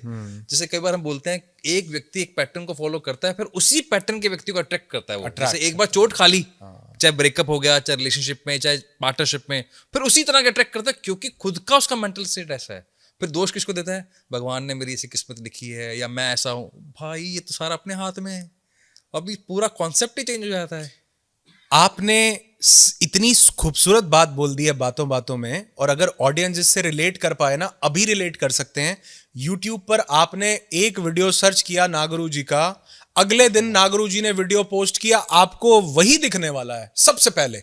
आपने सब्सक्राइब किया है चाहे नहीं किया, वीडियो सबसे पहले दिख जाएगा। एल्गोरिथम ने देखा आप क्या कर रहे हो, वही दिया जाए। You never attract what you want in your life, you only attract who you that's what you think and what you are. What you are. बहुत सुंदर। अभी ना सर एक आपने, मुझे नहीं पता आपको कितना समय मिलता है, गुटरगू सेकंड करके एक वेब सीरीज आई है। अच्छा। और मेरा ये बेटा मैं भी देख देखता नहीं है, पाता और हूँ। मुझे वो बहुत ही ना सॉफ्ट सी एक है। उसके अंदर बहुत अच्छा कॉन्सेप्ट, यही कॉन्सेप्ट है। लड़का एक रिलेशनशिप में है, उसको अहमदाबाद में एडमिशन लेना है, एडमिशन उसको माँ उसको दिलाने नहीं दे रही। उसने क्या किया, उसके उनके फोन पे ना बोलना शुरू कर दिया, Ahmedabad college, Ahmedabad college, Ahmedabad best placement, best place. उनकी माँ को वो डेली दिखने लग गए। उनको ये उनका डिसीजन पूरा कन्वर्ट हो गया, क्योंकि उनके मोबाइल पे हर तरह के नोटिफिकेशन आ रहे हैं अहमदाबाद कॉलेज से रिलेटेड। तो यही तुम्हारी लाइफ है। आप क्या अट्रैक्ट कर रहे हो सर? मैं मतलब मुझे लगता है कि शायद स्वर विज्ञान ना मेरी लाइफ का हिस्सा अभी से होने वाला है, और मैं पर्सनल अपॉइंटमेंट ले लूंगा, चित्रे जी से बात कर लूंगा। Thank you so much sir. Sir आप एक बात बताओ, क्योंकि सर मैं बच्चों के साथ एक हम मिशन चला रहे हैं। उस मिशन का नाम है सफाई, stress anxiety free all India. और मेरा ये मानना है, अगर आपने रूट्स ठीक नहीं किए ना, तो आप जोर लगा लो, आप कुछ नहीं कर सकते। बिल्कुल ठीक बात। तो बच्चों को ठीक करना बहुत जरूरी है। आपको नहीं लगता सर इस स्कूल के अंदर कुछ हमें सिखाना चाहिए? बिल्कुल सिखाना चाहिए। और मैं तो कहता हूं कि सबसे पहले हम किसी भी बच्चे को कोई पढ़ाई करवाने से पहले हम सबसे पहले उसकी मेंटल एजिलिटी को बिल्ड करें। अब हम उसको क्या डायरेक्टली अगर हम उसको ये सिखाएं कि तुमको स्ट्रेस से कैसे हैंडल करना है, तो ये बच्चे के लिए सही नहीं है, ये नहीं समझेगा। हमको उसको टफ सिचुएशन देनी है। आपने कभी कभी नहीं, आपने जरूर ऐसा देखा होगा, और आपने देखा होगा कि चाइना में वो बच्चे जो ओलंपिक के लिए प्रिपेयर किए जाते हैं, उन छोटे बच्चों को बहुत कम उम्र में ही उठा के, जिसने स्विमिंग की प्रैक्टिस कर रहे हैं, वो स्विमिंग पूल में गिर दिया जाता है। हाँ बिल्कुल ऐसा होता है, देखा है सर, बिल्कुल। और आप अगर कभी भी ओलंपिक के मेडल्स देखो, तो आप चाइना को कहां पाएंगे? टॉप पे, हमेशा टॉप, हमेशा टॉप पे। मतलब ऐसा मेडल होता है कि उनके 500 मेडल और हमारे 3 मेडल, ऐसा होता है कई बार, बहुत बार होता और है। इसमें भी इतना हल्ला मचा देते हैं हम। हाँ। कि ऐसे क्या ही कर दिया हमने। तो कहने का मतलब क्या है, वो कई बार मैं मजाक में लोगों को, मतलब मजाक में बोलता हूँ, ऐसा कोई बिल्कुल सीरियसली नहीं बोलता। मैंने कहा भैया आप कह रहे हो कि यहाँ मारा ये, और यहाँ दूध दही घी और ये वो, मगर मेडल सारे बर्गर खाने वाले ला रहे हैं, कमाल है। कहने का मतलब मजाक है, ये रियलिटी नहीं है। लेकिन असलियत ये है, क्योंकि उनके खाने पीने से भी ज्यादा उनकी जो मेंटल फूड है, वो टफनेस जो है, वो सबसे बड़ा मेंटल फूड है जी। एक बच्चा जिसको हमने पूरी उम्र कोई टफनेस, उसकी मेंटल एजिलिटी उसकी बिल्ड नहीं की, कोई टफनेस नहीं दी, वो उम्र के एक पड़ाव पर पहुंचता है, और उसको उस उम्र के एक पड़ाव में छोटा सा ब्रेकअप भी ऐसा लगता है कि सुसाइड कर लूं। एक छोटा सा ब्रेकअप एक ऐसे व्यक्ति से जिससे 10 दिन वो सिर्फ मिला, बात हुई है, वो लग रहा है कि यार पता नहीं जीवन, 10th क्लास में मैं फेल हो गया। मुझे लग रहा, बच्चे न्यूज आती है सर, एक बच्चा 10th में फेल हुआ, प्रेशर नहीं हैंडल कर पाया। मेरे को सर सॉरी बीच में, क्योंकि मैं इसी सेगमेंट में काम कर रहा हूँ। एनसीआरबी का ही डेटा है सर, 2020 में 54 बच्चे, यानी कि 54 students are committing suicide every day. बताओ। एंड ये जो डेटा था 2016 में 28 था। 4 साल कितना कितना भयंकर रूप से ग्रो कर रहा है ये। तो ये क्यों हो रहा है सर? आप ये जो 4 साल 6 साल 10 साल पहले ये क्या चेंजेस थे? ये एक ही चेंज था कि उस समय पर बच्चे के पास टफनेस दी जाती थी, उसके पास कंडीशन थोड़ी वर्स्ट होती थी, घर में लाइट भी नहीं होती थी, हाथ वाला पंखा घुमाना भी पड़ता था, मच्छर से कटवाना भी पड़ता था, मिट्टी में खेलना भी पड़ता था। आज मिट्टी बच्चा टच करता है और माँ बाप कहते हैं डस्ट एलर्जी हो जाएगी। यानी हम कह रहे हैं हम बदलना तो नस्लों को चाहते हैं, लेकिन उन नस्लों का जो रूट है वहां पर हम इतनी सी भी डिफिकल्टी देना नहीं चाहते। तो मैं कहता हूं कि वो बच्चों में स्कूल्स में सबसे पहले ये सिखाया जाना चाहिए। सर पुराने जमाने में बच्चों को गुरुकुल में इसलिए डाला जाता था, बड़े बड़े राजाओं के बच्चे भी गुरुकुल में पढ़ने के लिए जाते थे और वो वहीं पर सबसे पहले उनके बाल उड़ा दिए जाते थे। कारण ये कि भैया आईना न ध्यान अपने ऊपर ना जाए सबसे पहले। तो बिल्कुल सही है सर, इस तरह नहीं सोचा था मैंने ये बात, इस तरह करते। ओके, हम सुबह नहाते धोते सबसे पहले क्या मेरा बेटा लगा रहता है 14 साल का, ऐसे बड़ी उसको डांट पड़ती, मैं क्या है बस कर, सही कह रहे हो आप। तो वो बाल क्यों उड़ाए जाते थे कि भैया ये सुबह सुबह ना आईना ना देखे। कपड़े एक ही तरह के दिए जाते थे कि तैयार होने में इसको समय, इसका जो समय है ये इसके ब्यूटिफिकेशन में जाने की जगह ये जल्दी से सिर्फ नहाए, कपड़ा ऐसे ऊपर डाले, रेडिली अवेलेबल, और ये अपने, और फिर उसको जंगल में भेजा जाएगा। उससे सारे के सारे वेद पाठ जो भी हैं उनको करवाए जाएंगे, लेकिन उससे गुरु जो है कार्य भी करवाता था कि अब पांव भी दबाओ, अब जो है लकड़ियां उठा के लाओ। आप कभी भी आर्मी का अगर एग्जाम, आप तो उनके साथ काम करते हैं इतना सर, अगर वहां पर कोई आप 10 जवान भी है ना, वहां पर खाली बैठने का रूल नहीं होता। अगर वो कोई काम नहीं है ना, तो उनका जो भी हेड है, जो भी कमांडेंट है, जो भी, वो पता है क्या ऑर्डर देगा, ये गड्ढा खोदो भाई 10 लोग मिलके। वो 10 लोग गड्ढा खोद लेंगे, बोलेंगे अब, बोलेगा अब इसको भर दो। बिल्कुल सही है, खाली नहीं बैठना। हाँ ऐसे ही होता है सर, ऐसा आपका शरीर उस टफ स्थिति में बना रहेगा, क्योंकि आज आप खाली बैठे, खून ठंडा हो गया, जब आपको क्या पता 10 मिनट बाद जरूरत पड़ जाए आपकी, और आपके पास वो अंदर से है ही नहीं। तो जीवन में क्या पता सर जरूरत पड़ जाए आगे जाके 10 साल बाद बच्चे को। आप तो हो गए नहीं, 50 साल का बच्चा होगा तो वो कहां से लाएगा टफनेस? वो वही लाएगा जिसको दी गई है। हमने वो छीन लिया कि टफनेस मत दो बच्चे, अरे बच्चा बड़ा, आज हमारे बच्चे बड़े पैम्पर, और ये सबसे बड़ा डिसरप्शन हम अपनी सोसाइटी में क्रिएट कर रहे हैं सर। आने वाली नस्लों को कमजोर कर रहे हैं खुद। मैं कहता हूं थोड़ी सी टफनेस का ये मतलब नहीं है कि, मतलब छोटी मोटी चीजें सर, ये जो जिनको हम टफनेस मान, आप पब्लिक ट्रांसपोर्ट कभी किया है? बस में सफर किया है? हाँ, ट्रेन में गए हो? हाँ, बहुत। क्या ये दिक्कत का काम था? नहीं, ये प्लेजर था कि बस में जाने को मिल रहा है, पहले तो टांगे पे नहीं जाना पड़ रहा, लटक के नहीं जा रहे। ट्रेन का तो जो एक क्रेज था ना, ननिहाल जब जाते थे, नान के जाते थे, और भाई क्या मजा आता था। वो वहां पर वो आ रहा है, वो चने देने वाले आ रहा है, घोड़ा दाल दे रहे हैं, वो ये खा लो, बहुत मजा आते थे सर, बहुत। अब बच्चों के लिए प्राइवेट व्हीकल से, अगर आपके घर की गाड़ी से अलग कुछ ट्रांसपोर्ट, बस में जाना, या कुछ कई फैमिलीज के लिए ऐसा है, उनके लिए ये दिक्कत है। और पेरेंट्स ये भी नहीं देना चाह रहे हैं, बच्चे को हम ही छुड़वा देंगे, हम ही ले लेंगे, ट्यूशन से भी हम पिक। मैं मानता हूं समाज बदल गया, दौर बदल गया, ट्रैफिक बदल गया, सब चीजें बदल गई, लेकिन कहीं छोटी मोटी तो एजिलिटी दे सकते हो। हमारे फादर लोग गमले की गुडाई कर लिया करते थे, हमारे बच्चे, हमें मन करता था, हम अपने बच्चे को नहीं, मिट्टी को नहीं छुओ। छोटी छोटी चीजों की रिस्पॉन्सिबिलिटी बच्चे को देंगे तो यहां पर वो रिस्पॉन्सिबिलिटीज को हैंडल करने का एक पैटर्न बनेगा, तब जाके वो किसी बड़ी चुनौती को हैंडल कर पाएगा। नहीं तो छोटे से लाइट का चले जाना भी उसको लगेगा कि यार ये क्या हो गया जी, पापा लाइट चली गई, और हम 6-6 घंटे मच्छर काट रहे हैं और पंखे को ऐसे ऐसे घुमा रहे हैं। पहले पंखा आगे पंखी बोलते थे अपने सर। हाँ, तो वो भी सुंदर लेके आते थे। हाँ सुंदर, वो भैया ग्रिल लगी हुई, और ये वो पता नहीं क्या क्या। तो वो उसमें आनंद था कि नहीं था? बिल्कुल क्यों था सर? क्योंकि हमें वो दिक्कत नहीं लगती थी, ये पार्ट ऑफ लाइफ था, होता है। आज वो जो छोटी छोटी चीजें थी वो पार्ट ऑफ लाइफ नहीं है, जिस वजह से बहुत छोटी चीज भी बहुत बड़ी लगने लगती है। सर देखो, ये तो मैं मानता हूँ कि हम अपनी अपनी जिम्मेदारी से थोड़ा साइड में हो गए, एज अ पेरेंट भी, और एज अ टीचर भी, एज अ स्कूल भी। फिर भी अगर मैं पूछूं, हम सॉल्यूशन पे बात करते हैं कि अगर कुछ किसी पेरेंट को अपने बच्चे को, जिसका बच्चा 6 साल से लेकर 12 साल की उम्र में है, क्योंकि हम ये बोलते हैं, न्यूरो साइंस ये बोलती है 12 साल से पहले आपका बिलीफ सिस्टम बन जाता है आपका, तो उस टाइम पर क्या प्रैक्टिस करवाएं ऐसी, ताकि उनका मेंटल, जिसकी हम एबिलिटी की बात करें, वो मेंटली स्ट्रांग हो जाए? क्या हम करवाना चाहिए, क्या रिकमेंड करें? बहुत बहुत अच्छा सवाल है। और मैं आपको ये चीज एक बात बताना चाहूंगा कि बाहर की कोई भी प्रैक्टिस तब इंसान के अंदर जन्म लेती है जब उसकी अंदर की स्टेट हार्मनी में हो। मतलब अगर मैं किसी को बोलूं कि भैया तुम्हारा वेट थोड़ा ज्यादा है, तुमको जॉगिंग करनी चाहिए, तो वो जॉगिंग मेरे कहने से नहीं करेगा। सही है। वो तब करेगा जब उसके अंदर से आएगी, उसको खुद से ये चेतना आएगी। और ये चेतना कहां से आती है? जब आपकी पूरी इंटरनल एनर्जीज अलाइंड हैं। और ये इंटरनल एनर्जीज अलाइंड कब होंगी? जब आप उन्हीं प्राणों को एक नया आयाम दे रहे हो। घूम फिर के हम वहीं पहुंच जाते हैं कि क्या आप योग, प्राणायाम, स्वर विज्ञान को अपने जीवन में उतार रहे हैं, तो आपकी अंतर मन की जो चेतना है वो स्पंदित रहती है और वो बाहर भी किसी कार्य को करने के लिए तैयार रहती है। वो शुद्धि के भाव में रहती है, वो पूरी अलाइंड रहती है। तो मुझे लगता है बच्चों को जो सबसे बड़ी आदत डालनी चाहिए वो एक्सरसाइज की, योगा की, प्राणायाम की, मेडिटेशन की। आप गुरुकुल में बच्चे को भेजते थे पुराने जमाने में, तो उसको सबसे पहले ध्यान करवाया जाता था, श्लोक रटवाए जाते थे, सिखाए जाते थे, पाठ करवाए जाते थे। उसके बाद में जो है उसको जंगल में भेज के उसको लड़ाई झगड़ा या ये जो सब विद्याएं देनी होती थी सब देते थे, लेकिन उससे पहले उसके मन को शांत किया जाता था, ध्यान करवाया जाता। तो मुझे लगता है ये एक एसेंशियल पार्ट है। अपने बच्चे को जरूर बोलो कि 5 मिनट बैठ करके भैया ओम का उच्चारण कर लो। मेरी छोटी सी बेटी है, मैं उसको बोलता हूँ, वो पूरा मजे से ऐसे उसको भी अच्छा लगता है। लेकिन जब तक हम ही नहीं बताएंगे, कौन बताने आएगा? कोई बाहर से आएगा नहीं। अब मैं कहूं कि आप उसको गुरुकुल में डाल दो तो ये पॉसिबल नहीं है। आज के पेरेंट्स भी नहीं चाहेंगे कि हम उसको गुरुकुल में डालें, या हम अपने बच्चे को अपने से दूर भी नहीं करना चाहते हैं। और ये एक बहुत बड़ा कारण था कि बच्चे को उस बाल्यावस्था में ही अपने से दूर कर दिया जाता था, ताकि उसका अटैचमेंट आपसे थोड़ा सा कम हो।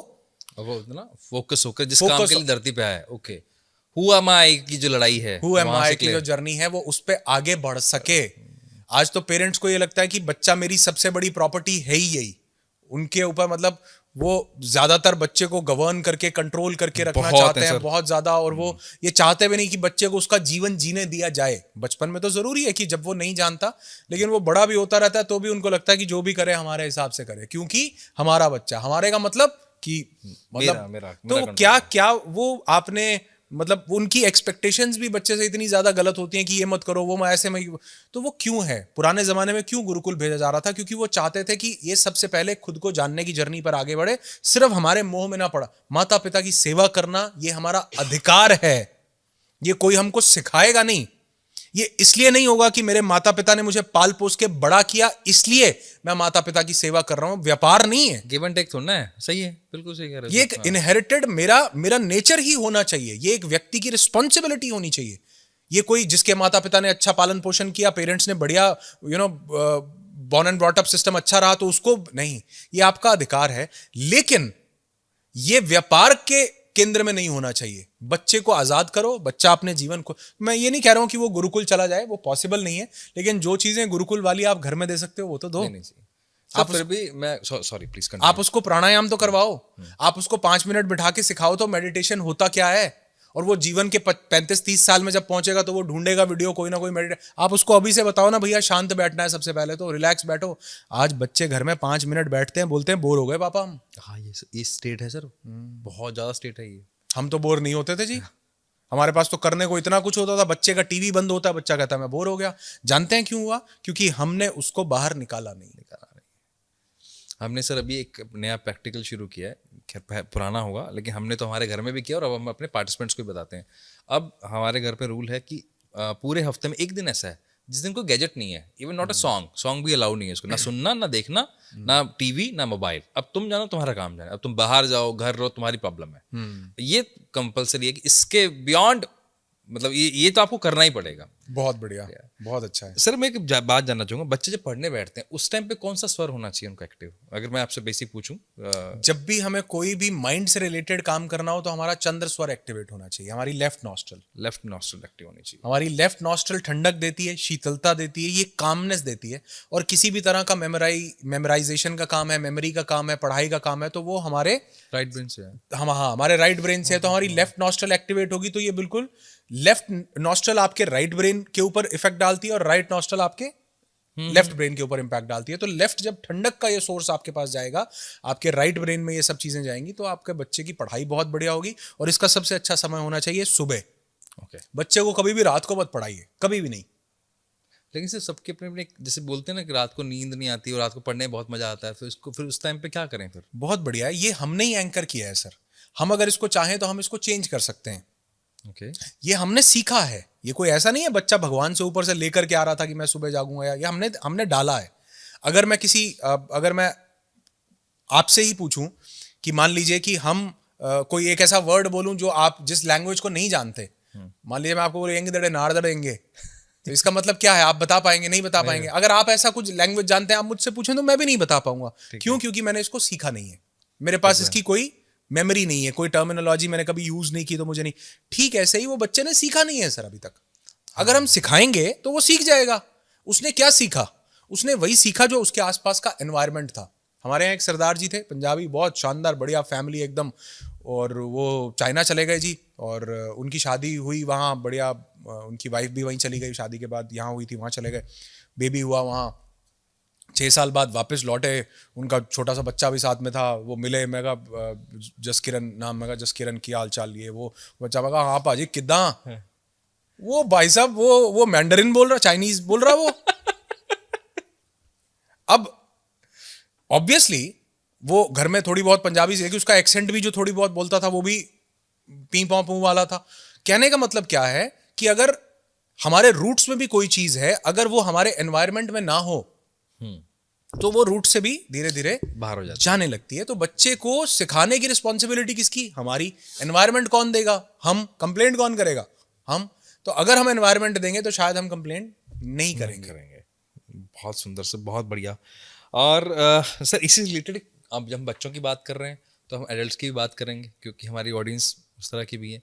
दो काम बहुत इंपॉर्टेंट है सर। एक, जब हम वेल्थ की बात करते हैं, यानी कि जब मैं अपने काम पे जा रहा हूँ, चाहे शेयर मार्केट में काम करता हूँ, चाहे मैं ऑफिस में काम करता हूँ, तब मेरा कौन सा स्वर एक्टिव होना चाहिए और तो मुझे क्या प्रैक्टिस करनी चाहिए उस टाइम पे जब मुझे पूरे दिन काम फोकस होकर काम करना है, मन लगा कर काम करना है, तो उसके लिए सर कुछ टिप्स। देखिए यहाँ पर ना स्वर विज्ञान को बड़े गहरे से जानने की जरूरत है, क्योंकि कुछ चीजें लोगों ने सिर्फ एक दूसरे से सुन सुन कर ही अपना ली और उनको डिसरप्ट कर लिया। दिन भर में, पूरे दिन में मेरा चंद्र स्वर ज्यादा एक्टिवेट रहना चाहिए। ओके। दिन भर में। उसका कारण यह है क्योंकि दिन भर में मुझे सारे काम गर्मी वाले करने हैं। ठंडक स्वर की एक्टिवेट ज्यादा रहेगी तो यह बैलेंस रहेगा। रात को सोते हुए मेरा सूर्य स्वर ज्यादा एक्टिवेट रहना चाहिए, क्योंकि रात को मेरी बॉडी का टेम्परेचर, मेरा हार्ट रेट सब बिल्कुल लो, ठंडक की तरफ जाएंगे। बॉडी का टेम्परेचर भी थोड़ा सा डाउन होता है उस समय पर, मेरे शरीर को थोड़ी सी गर्मी चाहिए ज्यादा, तो मेरा रात को ज्यादा सूर्य स्वर एक्टिवेट होना चाहिए। अब जब मैं ये बोलूंगा कि दिन भर में चंद्र स्वर ज्यादा एक्टिवेट होना चाहिए, तो मुझे तो सारे काम चंद्र स्वर सूर्य मतलब गर्मी वाले करने हैं। तो इसका मतलब यह है कि मैं जब कोई भी एजिटेशन के मोड का काम करना हो, बहुत ज्यादा बॉडी का इस्तेमाल करना हो, एक्सरसाइज करनी है, व्यायाम करना है, किसी से लड़ना भिड़ना है, कोर्ट कचहरी है, जब ये वाला सारा काम है फिजिकल काम, हर एक का काम फिजिकल नहीं है, नहीं, हाँ, ठीक है। हमारा काम मेंटल हो सकता है। जिसको फिजिकल काम करना है उसको सूर्य स्वर को एक्टिवेट करके करना है, जिसको मेंटल काम करना है उसको चंद्र स्वर को एक्टिवेट करके करना है। लेकिन दिन भर में ज्यादा चंद्र स्वर ही एक्टिवेट रहे, क्योंकि दिन भर में जो गर्मी है, सूर्य का प्रकाश है, सब चीजें गर्म प्रवृत्ति की हैं, खाना खा रहे हैं, जठराग्नि जल रही है, बॉडी के अंदर हीट पैदा हो रही है, इसके लिए चंद्र स्वर एक्टिवेट होगा तो वो उसको बैलेंस कर देगा। लेकिन फिजिकल काम करते हुए आप जरूर चेक कर लें कि मेरी, अच्छा बॉडी बिल्डिंग जिम जाना है, हाँ राइट चल रही है, चलो ओके। मतलब मुझे जब आपसे पॉडकास्ट करना है तो मेरा तब चंद्र नाड़ी अगर एक्टिवेट होगी तो मैं बहुत अच्छे सवाल पूछ पाऊंगा या आपसे कनेक्टिविटी, क्योंकि मेरा तो मेमोरी मुझे सपोर्ट कर रहा होगा। एम आई राइट? बिल्कुल ठीक कह रहे हो। आपके दिमाग में शीतलता होगी। कुछ चीजों के जवाब जो हैं वो शीतलता से आते हैं और कुछ चीजों के जवाब जो हैं वो एग्रेशन से आते हैं। किसी ने मेरे साथ, आप बाजार में कहीं जा रहे थे और आपको पता चला कि कोई आपके नियर एंड डियर को कोई छेड़ रहा है, कोई गलत हरकत कर रहा है, उस समय आपको सोचने की जरूरत नहीं है। उस समय आपको उसको एकदम, तो उस समय आपके पास वो एक अलग मोड है, समझ रहे हैं? उस समय मेरे को ये नहीं सोचना मेरे दिल से क्या आ रहा है, ठंडा, वो डिसीजन जो है वो आपकी गर्मी से आना चाहिए। कुछ डिसीजन गर्मी से आते हैं, कुछ डिसीजन माइंड को। मैं एग्जाम दे रहा हूं बड़ा सही, मेरे को 4 में से 1 सिलेक्ट करना है, तो मेरे को क्या चाहिए? ठंडक, शांति। अच्छा, तो डिसीजन दोनों सेंटर्स से आते हैं सर। हमारे डिसीजन जो हैं वो सूर्य स्वर से भी आते हैं और डिसीजन हमारे चंद्र स्वर से भी आते हैं। लेकिन डिपेंड करता है कि कई बार हम सूर्य स्वर में चंद्र स्वर के डिसीजन ले रहे होते हैं और चंद्र स्वर में सूर्य स्वर में। अक्सर लोगों को मजाक में ये बात बोल देता हूं कि भैया जहां हंसना था वहां रो दिए और जहां रोना था वहां तुम हंसने लग जाते हो। जिस डॉक्टर ने बोला तुम बीमार रहोगे उसके ऊपर हंसना था, अरे भैया क्या बात बोल रहा है, सीरियसली नहीं लेना था उसको, वहां तुमने सीरियसली ले लिया। और जहां पर तुमने हंसना था, वहां जहां पे सीरियसली लेना था वहां पर तुम हंस देते हो। तो बहुत सी चीजों में जहां चंद्र की जरूरत है सूर्य को यूज कर लेते हैं।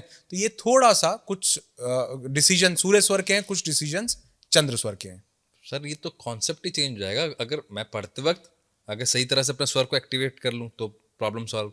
मेरा जो काम है उस काम को अगर मैं समझ लूँ, उसको कौन कैसे बेटर कर सकता हूँ वो मुझे पता हो, जैसे मुझे आज पता लगा तो मुझे ध्यान रहेगा। तो मैं आपसे बैक ऑफ द स्टेज पूछ लूँगा चंद्र नाड़ी कैसे एक्टिवेट करनी है। अब मान लीजिए मुझे आपसे पॉडकास्ट करना था, तो मुझे चंद्र नाड़ी अगर एक्टिवेट करनी है तो कैसे करूँ मैं इसको? देखिए, हमारा सबसे पहले तो हम चेक कैसे करते हैं हमारा कौन सा स्वर चल रहा है। हम अपने दोनों हाथों को ऐसा ए शेप बनाते हैं, अनुराग का ये बनाइए, ऐसा अपनी सांसों को थ्रो कीजिए। आपको पता लगेगा एक हाथ पर सांस का प्रवाह ज्यादा है, इस पे ज्यादा आ रहा इस पे ज्यादा आ रहा है, तो राइट स्वर एक्टिवेटेड है। Okay. जो स्वर एक्टिवेटेड है उसके उल्टी साइड की जो ये बगल है हमारी आर्मपिट, है। आप इस आर्मपिट में अगर आप कोई भी ऑब्जेक्ट यहां पर रख लेते हैं, आपने ग्लास रख लिया या ये मुट्ठी ऐसे बनाई, ये मुट्ठी रख ली, आपने यहां पर छोटी स्माइली बॉल आती है, क्रिकेट बॉल आती है, वो कॉस्को वाली बॉल आती है, टेनिस बॉल आती है, वो रख ली, वो आपने ऐसे रखा, तो 1 मिनट के अंदर आपका ये प्राण का प्रवाह अच्छा, राइट से लेफ्ट में चला जाएगा। ठीक है। ये तो आप जानते हैं कि हमारी लेफ्ट नॉस्ट्रल राइट ब्रेन, हाँ जी, राइट हैंड लेफ्ट ब्रेन, यहाँ हमारा स्प्लिन मेरिडियन है। हाँ, बिल्कुल वो बिल्कुल। प्रेस होता है, जब वो कॉन्ट्रैक्ट होता है तो हमारी वो प्राणवायु स्पंदित होकर दूसरी तरफ से बहने लगती है। ओके, नदी का एक हिस्सा बंद हुआ, दूसरी तरफ से वो पानी तो बह खाली रहा है। नॉस्ट्रल से करने की जरूरत नहीं थी, इससे भी कर सकते हैं हम। इससे ही करते हैं ज्यादातर। तो Okay. अगर इससे करने में किसी को, हम कहीं बैठे हैं, अब बैठे हैं तो बार बार ऐसे थोड़ा करते रहेंगे कि तो हम क्या करेंगे, तो उस समय हमको सिंपल सा ये है कि हम आराम से सोचते सोचते ऐसे बैठ सकते हैं और हमने अपनी जो नॉस्ट्रल एक्टिवेट करनी है उसको खुला रख लिया। मान लो राइट चल रही है, राइट को बंद किया, लेफ्ट को खुला रखा, तो आप 1 मिनट ऐसा सांस लेंगे तो ये लेफ्ट नॉस्ट्रल एक्टिवेट हो जाएगी। आप घर पे हैं, बिल्कुल रिलैक्स हैं, तो राइट करवट लेट जाइए, ये आर्मपिट दब गया, ये बंद हो गया आपका मेरिडियन, ठीक है। ये बंद होने से आपकी लेफ्ट नॉस्ट्रल एक्टिवेट हो जाएगी। तो ये बहुत इजी है, कोई भी। और जब मुझे ये तो ये वाला दबाना था। ओके, ठीक है। हाँ, हाँ, ठीक है। तो आप लेफ्ट नॉस्ट्रल एक्टिवेट करना चाहते हैं तो राइट में प्रेस करना है, तो वो ऑपोजिट साइड में एक्टिवेट हो जाएगी। वाओ। तो ये बहुत इजी है। सर मतलब इसका मतलब कोई भी काम करना है ना, जैसे हमने स्टूडेंट्स की बात करी या हमें अपने काम पे जाना है, ऐसे ही मेरे मेरे वैसे हमारे कमेंट बॉक्स में बहुत सारे क्वेश्चंस आते हैं। हमारे जो नए पेरेंट्स हैं ना, मैं उनको पेरेंट्स नहीं बोलता, उनको बोलता हूँ एक्सीडेंटल पेरेंट्स। आप सिर्फ बायोलॉजिकल पेरेंट्स हो और कुछ नहीं हो उससे ज्यादा। क्यों? क्योंकि उस माइंडसेट में थे ही नहीं आप जब किसी लाइफ को इनवाइट कर रहे थे। तो मैं आपसे जानना चाहता हूँ, जब भी किसी को, नए कपल्स को अपने लाइफ में किसी और को लेके आना है, यानी कि फैमिली प्लानिंग करनी है, तब आप हमें कुछ गाइडेंस दे सकते हैं किस तरह का उनका स्वर एक्टिवेट होना चाहिए? देखिए, बहुत अच्छी बात है, और मुझे लगता है कि इस स्वर से भी पहले उनको जो आजकल गर्भ संस्कार चल रहा है ना, जी सर। उस गर्भ संस्कार को जरूर समझना और सीखना चाहिए। तो आपकी ये जो टर्म है ये 100% सही है, एक्सीडेंटल पेरेंट वाली। ये एक्सीडेंटल पेरेंट से वो वाकई वो पेरेंट बन पाएंगे, अभी ये एक्सीडेंटल पेरेंटिंग ही है। तो वो गर्भ संस्कार का जब प्रॉपर सिस्टम हम लोग फॉलो करते हैं कि क्या क्या चीजें होती थी, क्या मानसिकता होनी चाहिए थी, क्या बकायदा चीजों को हमको फॉलो करना चाहिए था, तो मुझे ऐसा लगता है कि वो कहीं बहुत ज़्यादा हेल्प करता है वो पेरेंटिंग के उस प्रोसेस में। लेकिन जहाँ तक बात है, जब भी आप ये इंटरकोर्स या किसी ऐसी चीज़ की अगर बात करते हैं, जब कोई पेरेंट कंसीव करना चाहता है उस समय पर, तो मुझे ऐसे लगता है कि उस समय पर आपको कभी भी अपने श्वास को चेक नहीं करना है। ओके, तब चेक नहीं करना है। तब चेक नहीं करना है। अगर आप उस समय चेक करेंगे ना, क्योंकि जब भी हम किसी चीज़ की एक्सपेक्टेशन के साथ कोई कार्य करने लगते हैं ना, तो वो वॉइड होता है, ओके, वो नल्लीफाई हो जाता है, वो जीरो होने लगता है। क्योंकि जब आपने एक्सपेक्टेशन के साथ कार्य किया तो वो कार्य नहीं, व्यापार किया है। आप बिना एक्सपेक्ट, आप वो कार्य इसलिए कर रहे हैं क्योंकि आपको वो कार्य करना है। आपको वो, जब एक्सपेक्टेशन माइंड में रहती है ना सर, आप किसी चीज की एक्सपेक्टेशन के साथ कोई काम करोगे तो प्रेशर बना रहता है। हाँ, प्रेशर तो होता है। और उस प्रेशर में जो बेस्ट परफॉर्मेंस मतलब वो नहीं हो पाता। आप उस चीज को, तो जो लोग प्रेशर के साथ किसी कार्य को करते हैं ना, वो उसको बड़े अच्छे तरीके से अंजाम नहीं दे सकते। तो मुझे ऐसे लगता है कि फिर भी जब भी कोई इस तरह का जिसको कंसीव करने में चैलेंज आ रहा हो, या कोई भी ऐसा व्यक्ति हो, उसको कोई भी ऐसी एक्टिविटी करने से पहले डीप ब्रीदिंग जरूर करनी चाहिए, डीप डायाफ्रेगमेटिक ब्रीदिंग जरूर करनी चाहिए, जिससे प्राणों का प्रॉपर प्रवाह हो। क्योंकि हमारी जितनी भी नाड़ियां हैं, हमारे जितने भी चक्र हैं, हमारे 7 अलग अलग चक्र हैं, उसमें सबसे जो पहला रूट का चक्र है, वो हमारा चक्र ही इस सारी गतिविधि के लिए रिस्पॉन्सिबल होता है। एग्री, ठीक है सर। हमारा रूट चक्र जिससे हमारे सेक्स ऑर्गन्स कनेक्टेड हैं, जिससे हमारी लस्ट, हमारा सब ये चीजें, हमारे सेक्सुअल सारी एक्टिविटीज कनेक्टेड हैं, उसको स्पंदित करने के लिए हमारे शरीर में देखो 5 वायु हैं: प्राण, उड़ान, समान, अपान और व्यान। प्राण ऊपर, उड़ान यहाँ, समान नीचे, अपान सबसे नीचे। नाभि के नीचे का एरिया कौन सा है? अपान वायु का केंद्र है। अपान वायु, ओके। और जो हमारे रिप्रोडक्टिव सेंटर हैं, वो किसके राज्य में आते हैं? अपान वायु के राज्य में आते हैं। और अगर हमारी सांस छोटी है किसी भी ऐसी एक्टिविटी को शुरू करते हुए तो हमारी प्राण वायु तो स्पंदित है, अपान वायु स्पंदित नहीं है। इसलिए डीप ब्रीदिंग अगर कोई व्यक्ति करता है और उसके बाद जब वो एक्टिविटी करता है तो उसका अपान केंद्र एक्टिवेट स्टिमुलेट हो जाता है।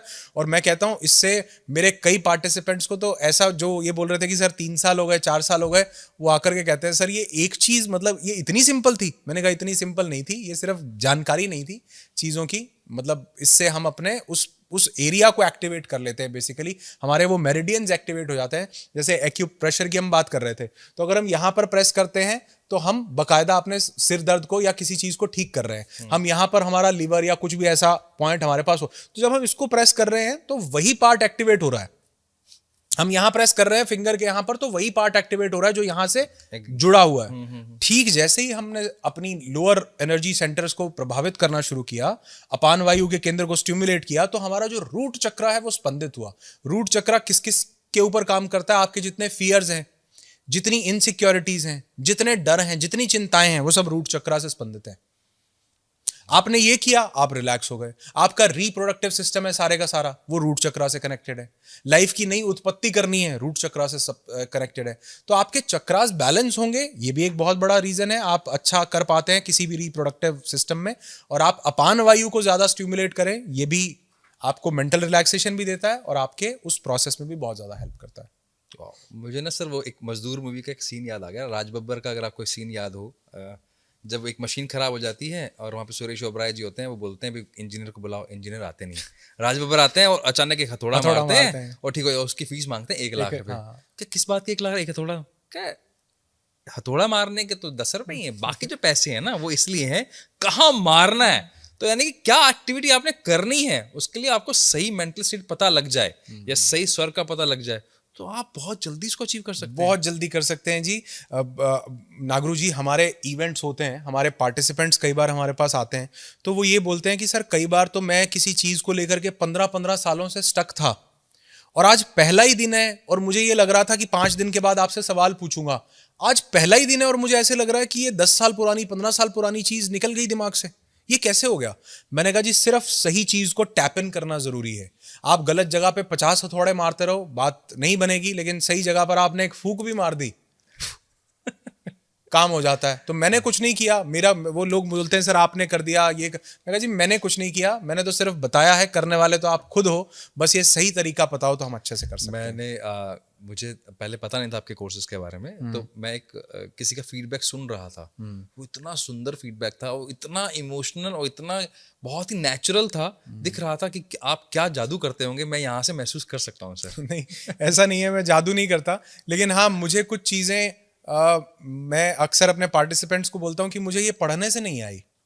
मैंने बुक्स बहुत पढ़ी, हजारों बुक्स पढ़ी होंगी, लेकिन ये मुझे पढ़ने से नहीं आई। ये मेरे जीवन में जो जो घटनाएं होती गई, जो जो लाइफ में चैलेंजेस आते गए, मैं उनसे जैसे जैसे ओवरकम करता गया तो वो अपने आप में एक बुक बनती गई, अपने आप में एक चीज बनती गई। मुझे लगा कि नहीं यार, शरीर से परे भी तो कुछ है, उसको भी जानना चाहिए। तो मेरी जिज्ञासा बढ़ी, तो मैं इन एंशिएंट हीलिंग साइंसेज में, सब में, सप्त चक्र ध्यान में, योग निद्रा में, ये स्वर विज्ञान में, मैं इन सब चीज़ों में धीरे धीरे उतरने लगा। फिर जब मैंने खुद पे अप्लाई किया, मुझे लगा तो यार ये कहाँ छुपी हुई चीज़ें थी। फिर मैंने लोगों के साथ करना शुरू किया, तो कई बार वो पार्टिसिपेंट्स आते हैं, हमारे कुछ फिजिकल इवेंट भी होते हैं, अभी एक लोनावला में होने वाला है, नो दाई सेल्फ नाम से होता है, तो वहां पे भी कई बार लोग, अभी मैं कल परसों किसी से बात कर रहा था, वो बोला सर आपसे मिलना हो तो हम लोनावला आ जाएंगे आपसे। मैं कहा मुझसे मिलना हो तो कहीं भी मिल लोगे, खुद से मिलना हो तो आ जाओ। आहा, क्या बात है, बहुत बढ़िया। तो मैंने कहा ये अगर अपने अंदर जानना चाहते हो ना कि कौन हो, जीवन में क्या करने आए हो, आपकी एनर्जीज कैसे आपके पूरे जीवन को प्रभावित करनी है, तो आ जाओ। क्योंकि वो चीजें जो मैंने अपने जीवन में उतारी वो मैं आपको भी बता सकता हूं, और जिसको मैंने अपने जीवन में 1-1.5 साल लगा करके सीखा, वो हो सकता है अगर कोई एक सही टीचर, कोई एक सही मेंटर, कोई एक सही ज्ञाता आपको बताए, तो हो सकता है वही चैलेंजेस जो आप 2 साल में खत्म करने वाले हो, या शायद पूरी जिंदगी कई लोगों के खत्म नहीं होते, वो 2 महीने में आप उससे बाहर निकल जाओ। तो गुरुओं का बहुत महत्व होता है, मेरे जीवन में बहुत रहा। वो किताब के माध्यम से गुरु बने, लोगों के माध्यम से गुरु बने, और कई परिस्थितियां, मुझे लगता है सिचुएशंस भी एक अच्छी टीचर होती हैं, कई बार बहुत कुछ सिखा जाती हैं। तो वो जीवन में सीखा, लोगों की जिंदगी में उतारा, और उसका परिणाम है कि आज लोग इतना प्यार देते हैं और इतना मतलब सब मिलता है। तो अगर किसी ने फीडबैक दिया तो उनको बहुत धन्यवाद बोलिएगा, शुक्रिया बोलिएगा। सर एक क्वेश्चन जो मैं ना जब भी हमारा कोई पॉडकास्ट होता है मैं जरूर पूछता हूँ, जो माइंड पे काम करते हैं उनसे जरूर पूछता हूँ, जो स्पिरिचुअलिज्म पे बात करते हैं उनसे तो मैं बहुत ज़्यादा जरूरी समझता हूँ उनका फीडबैक समझना। आजकल जितनी हमारी जो नई जनरेशन आ रही है, दो वर्ड्स पे बहुत काम बात हो रही है, जिसको पर्सनली मुझे पता नहीं क्यों उसको लेके लाइकिंग नहीं है, और मैं देखता हूँ उसको एज ए साइंस कि इसका मेरे डीएनए पे क्या फर्क पड़ने वाला है, और मेरी जो आने वाली जनरेशन है मैं उसको खतरे में डाल रहा हूँ। मुझे आपका पर्सपेक्टिव जानना है। वो सवाल ये है, बहुत फैंसी टर्म यूज हो रही है, बॉडी काउंट। बॉडी काउंट समझते हैं सर? हाँ जी, हाँ जी। दूसरा होती है थ्रीसम्स, यानी कि आप कितने लोगों के साथ, इसका आपके नज़र में, मतलब शास्त्रों में तो मुझे पता है इसको गलत बताया है, आप क्योंकि आप स्वर विज्ञान के ज्ञाता हैं, बहुत सारी चीज़ों पे काम कर रहे हैं, लोगों के पेन को आप हील कर रहे हैं, तो आपका क्या इनपुट है इस पे? देखिए, मैं एक छोटी सी चीज़ बोलना चाहूँगा कि हम हमारे जीवन में जो भी चीज़ अट्रैक्ट कर रहे हैं, जो भी हमारे जीवन में आ रही है, उसका बहुत बड़ा रोल है हमारी एनर्जीज़ का। और अभी थोड़ी देर पहले किसी से मेरी बात हो रही थी, शायद आपसे ही हो रही थी, कि अगर पुराने जो लोग होते थे ना, या जो लोग सिद्ध कर जाते हैं, जो किसी लेवल को अचीव कर जाते हैं, वो जब कोई बाबा हो गए, कोई ये आज वाले बाबा नहीं, ये जेलों में पड़े हैं, ये नहीं, वो जो वाकई जो संत होते थे, जो मुनि ऋषि होते थे, वाकई जिनके चेहरे पर वो तेज होता था, आभा मंडल होता था, आप कभी भी उनसे मिलते हैं ना, उनसे आशीर्वाद लेते हैं, आज भी होते हैं बहुत से ऐसे लोग, तो वो आपको ना छूते नहीं, वो दूर से ऐसे कर देते हैं। हाँ, वो ना आपके बॉडी में क्या एनर्जी है वो उसको छूना भी नहीं चाहते, क्योंकि पता नहीं क्या चीज ट्रांसमिट हो जाए और वो उस जर्नी में एक बाधा बन जाए। तो देखो, जब हम किसी दूसरे की एनर्जीज को, वो व्यक्ति तो समझ पा रहा है जो उस लेवल पर है, तो जो किसी दूसरे के शरीर को छूना भी नहीं चाह रहा, उसके, कई लोग तो दूसरे के आभा मंडल में भी एंटर, उसके ऑरा में भी एंटर नहीं करते हैं, यानी उसके पास भी नहीं आते हैं।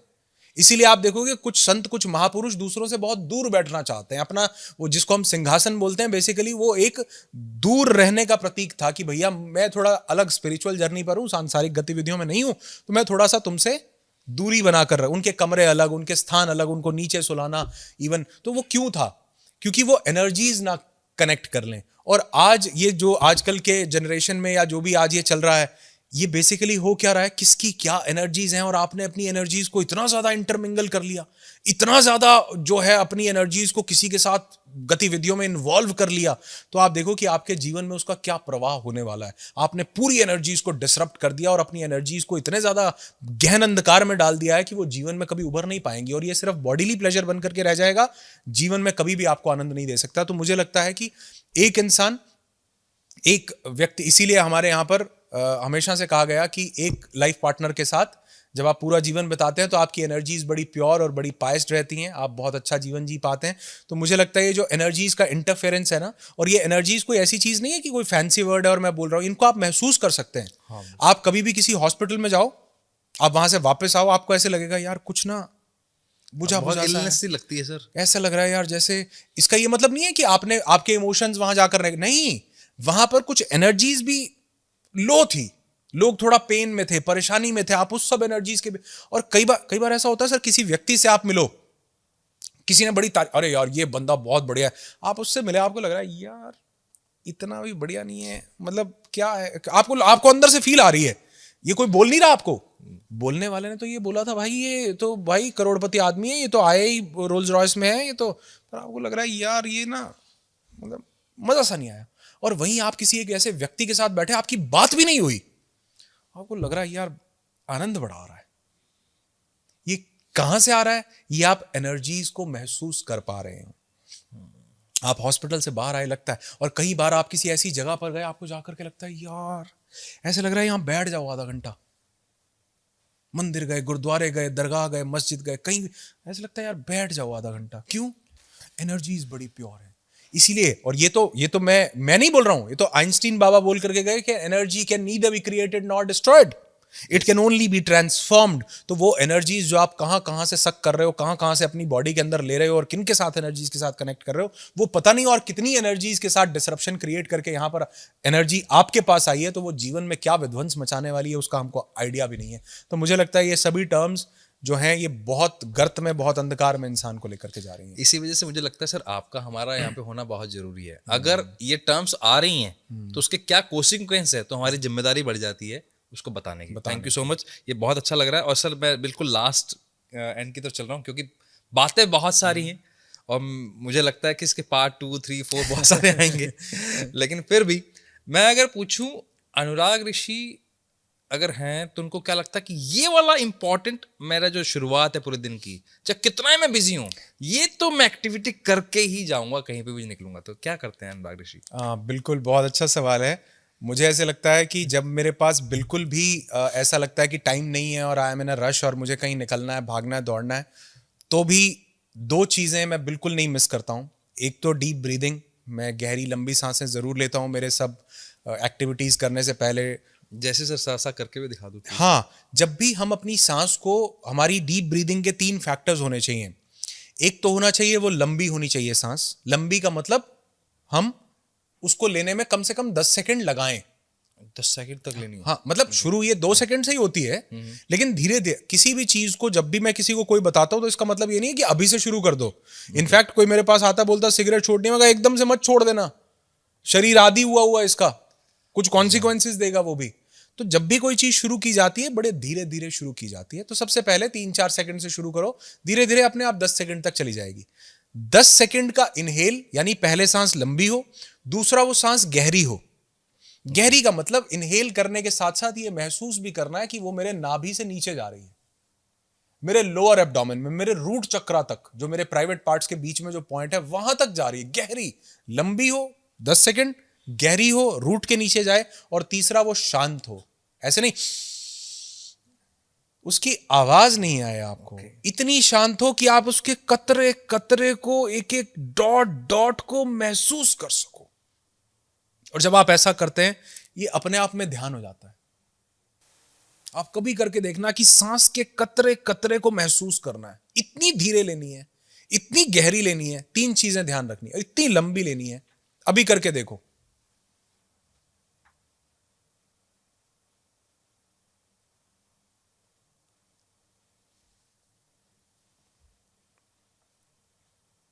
वाह, क्या सांस के अलावा कोई विचार दिमाग में आया? नहीं सर, अपने आप में मेडिटेशन नहीं हो गया ये? पूरा मेडिटेशन है, एकदम शांत मन हो गया, एकदम मन शांत। तो अगर दिन की शुरुआत में ये मन शांत हो जाए तो पूरा दिन शांतिमय बहुत बढ़िया गुजरता है। तो मैं डीप ब्रीदिंग प्रैक्टिस हर हालत में 10 मिनट जरूर सुबह करता ही हूं।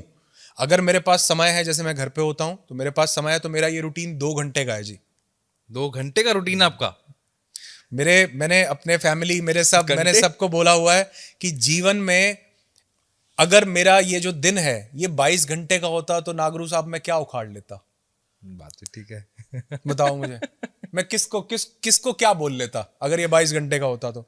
मैं अक्सर एक एग्जांपल देता हूं कि भैया एक लड़की की शादी है 9 महीने के बाद, 8 महीने के बाद, क्या सारे काम 9 महीने में हो जाएंगे?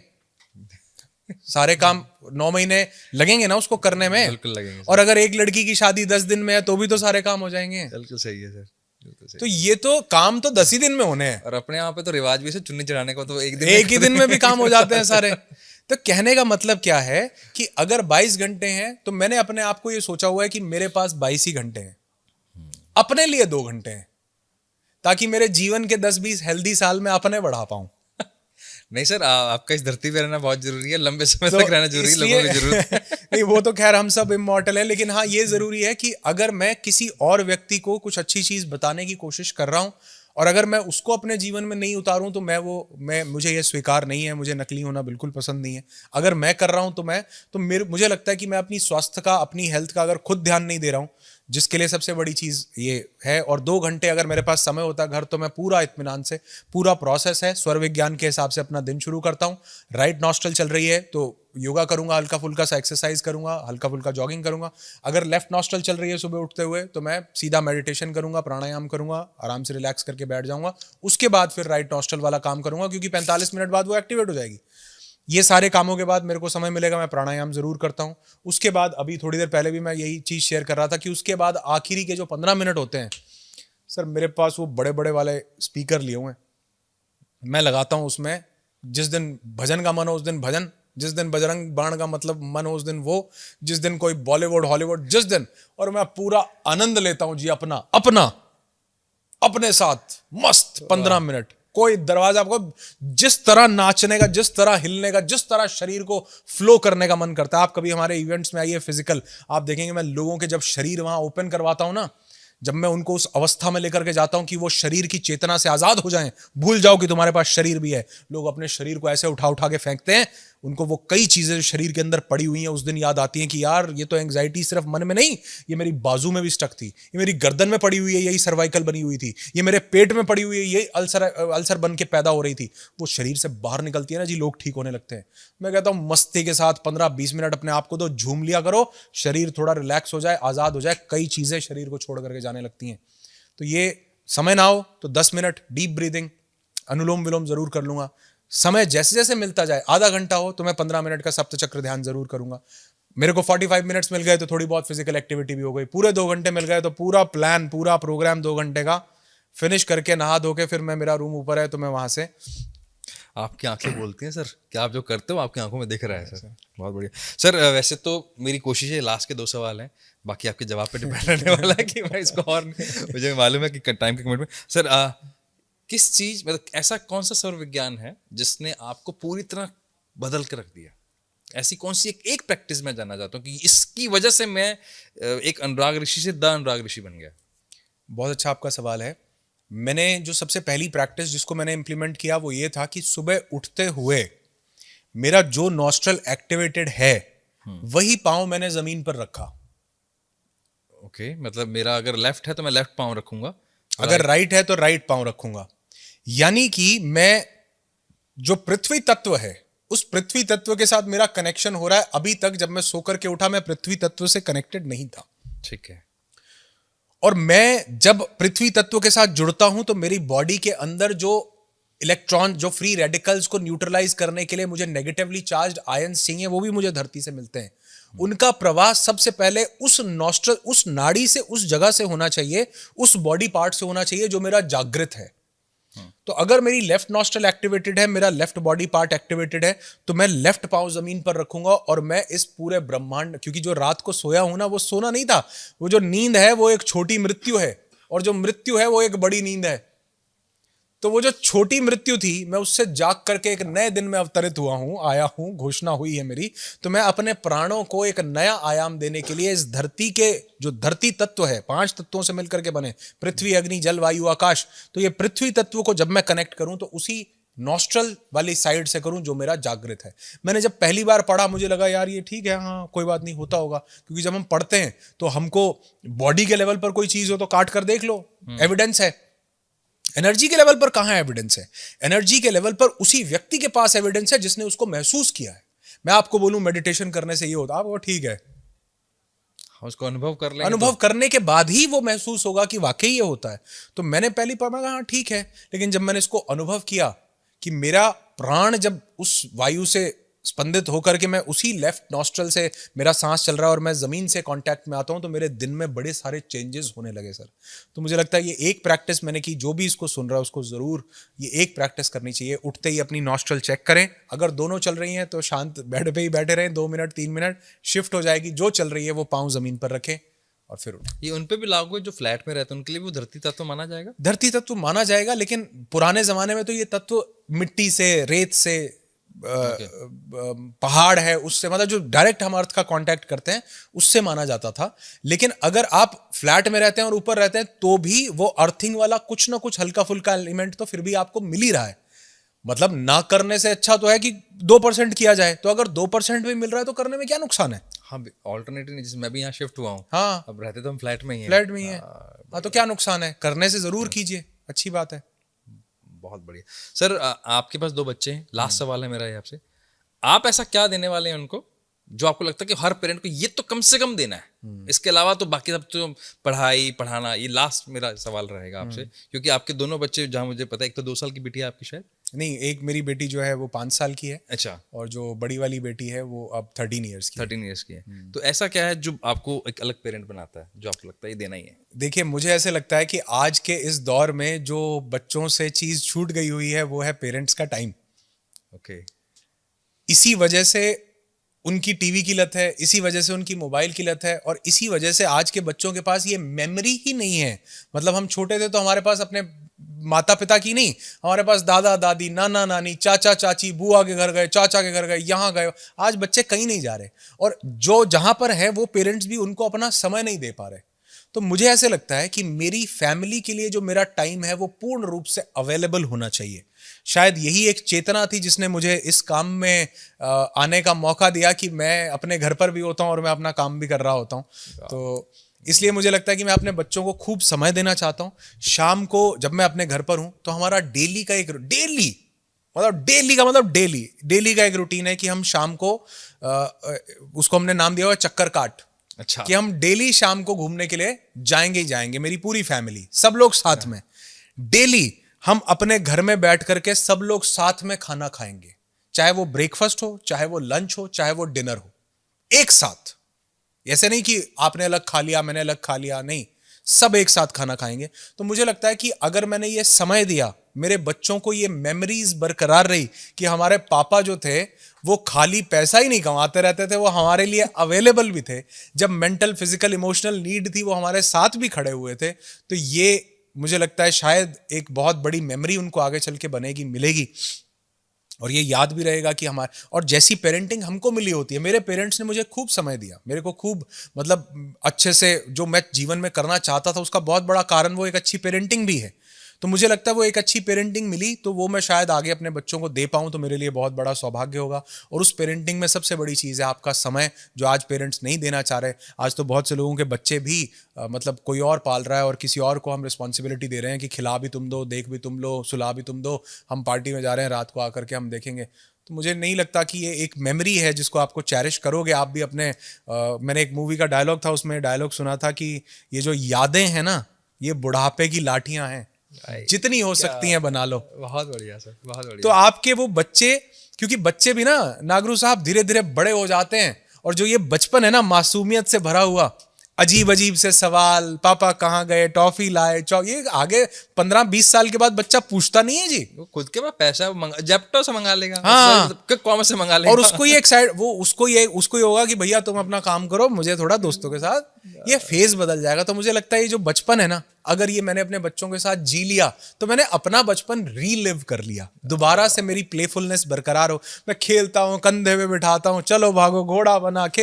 ये क्या हुआ। और ये खुशी के जो हार्मोन जिसने मुझे दिए, मुझे लगता है ये आधी बीमारियां तो वैसे ही खत्म हो जाती हैं जब प्लेफुलनेस, खुशी के साथ आप अपने बच्चों के साथ खेल लो और आनंदित हो जाओ। तो ये शायद मैं देना चाहता हूँ, दे रहा हूँ और देता रहूंगा। मजा आ गया सर, बहुत सारी बातें हैं और सच में मेरी लाइफ का एक नया जो आयाम आपने दिखाया है मुझे ना, उसके लिए तो पहले से दिल से धन्यवाद। और मुझे लगता है ऑडियंस को भी बहुत कुछ सीखने को मिला होगा।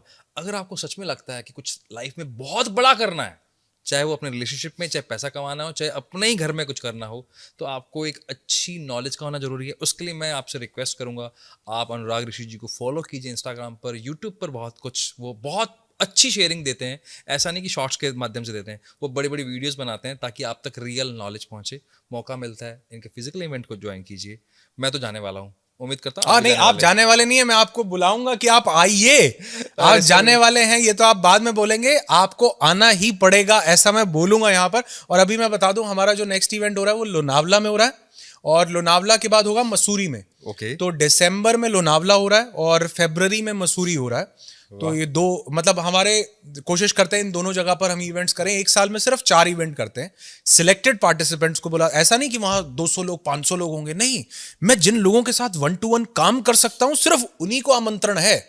इसलिए मैंने बोला जो मुझसे मिलना चाहते हैं मत आओ, जो खुद से मिलना चाहते हैं वो आ जाओ।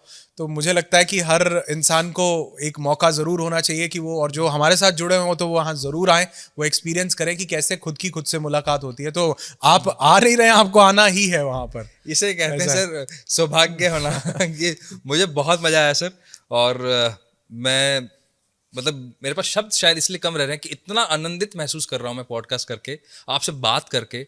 मेरा खुद का ना ऑरा मुझे लगता है डबल हो गया होगा शायद मेरा आज।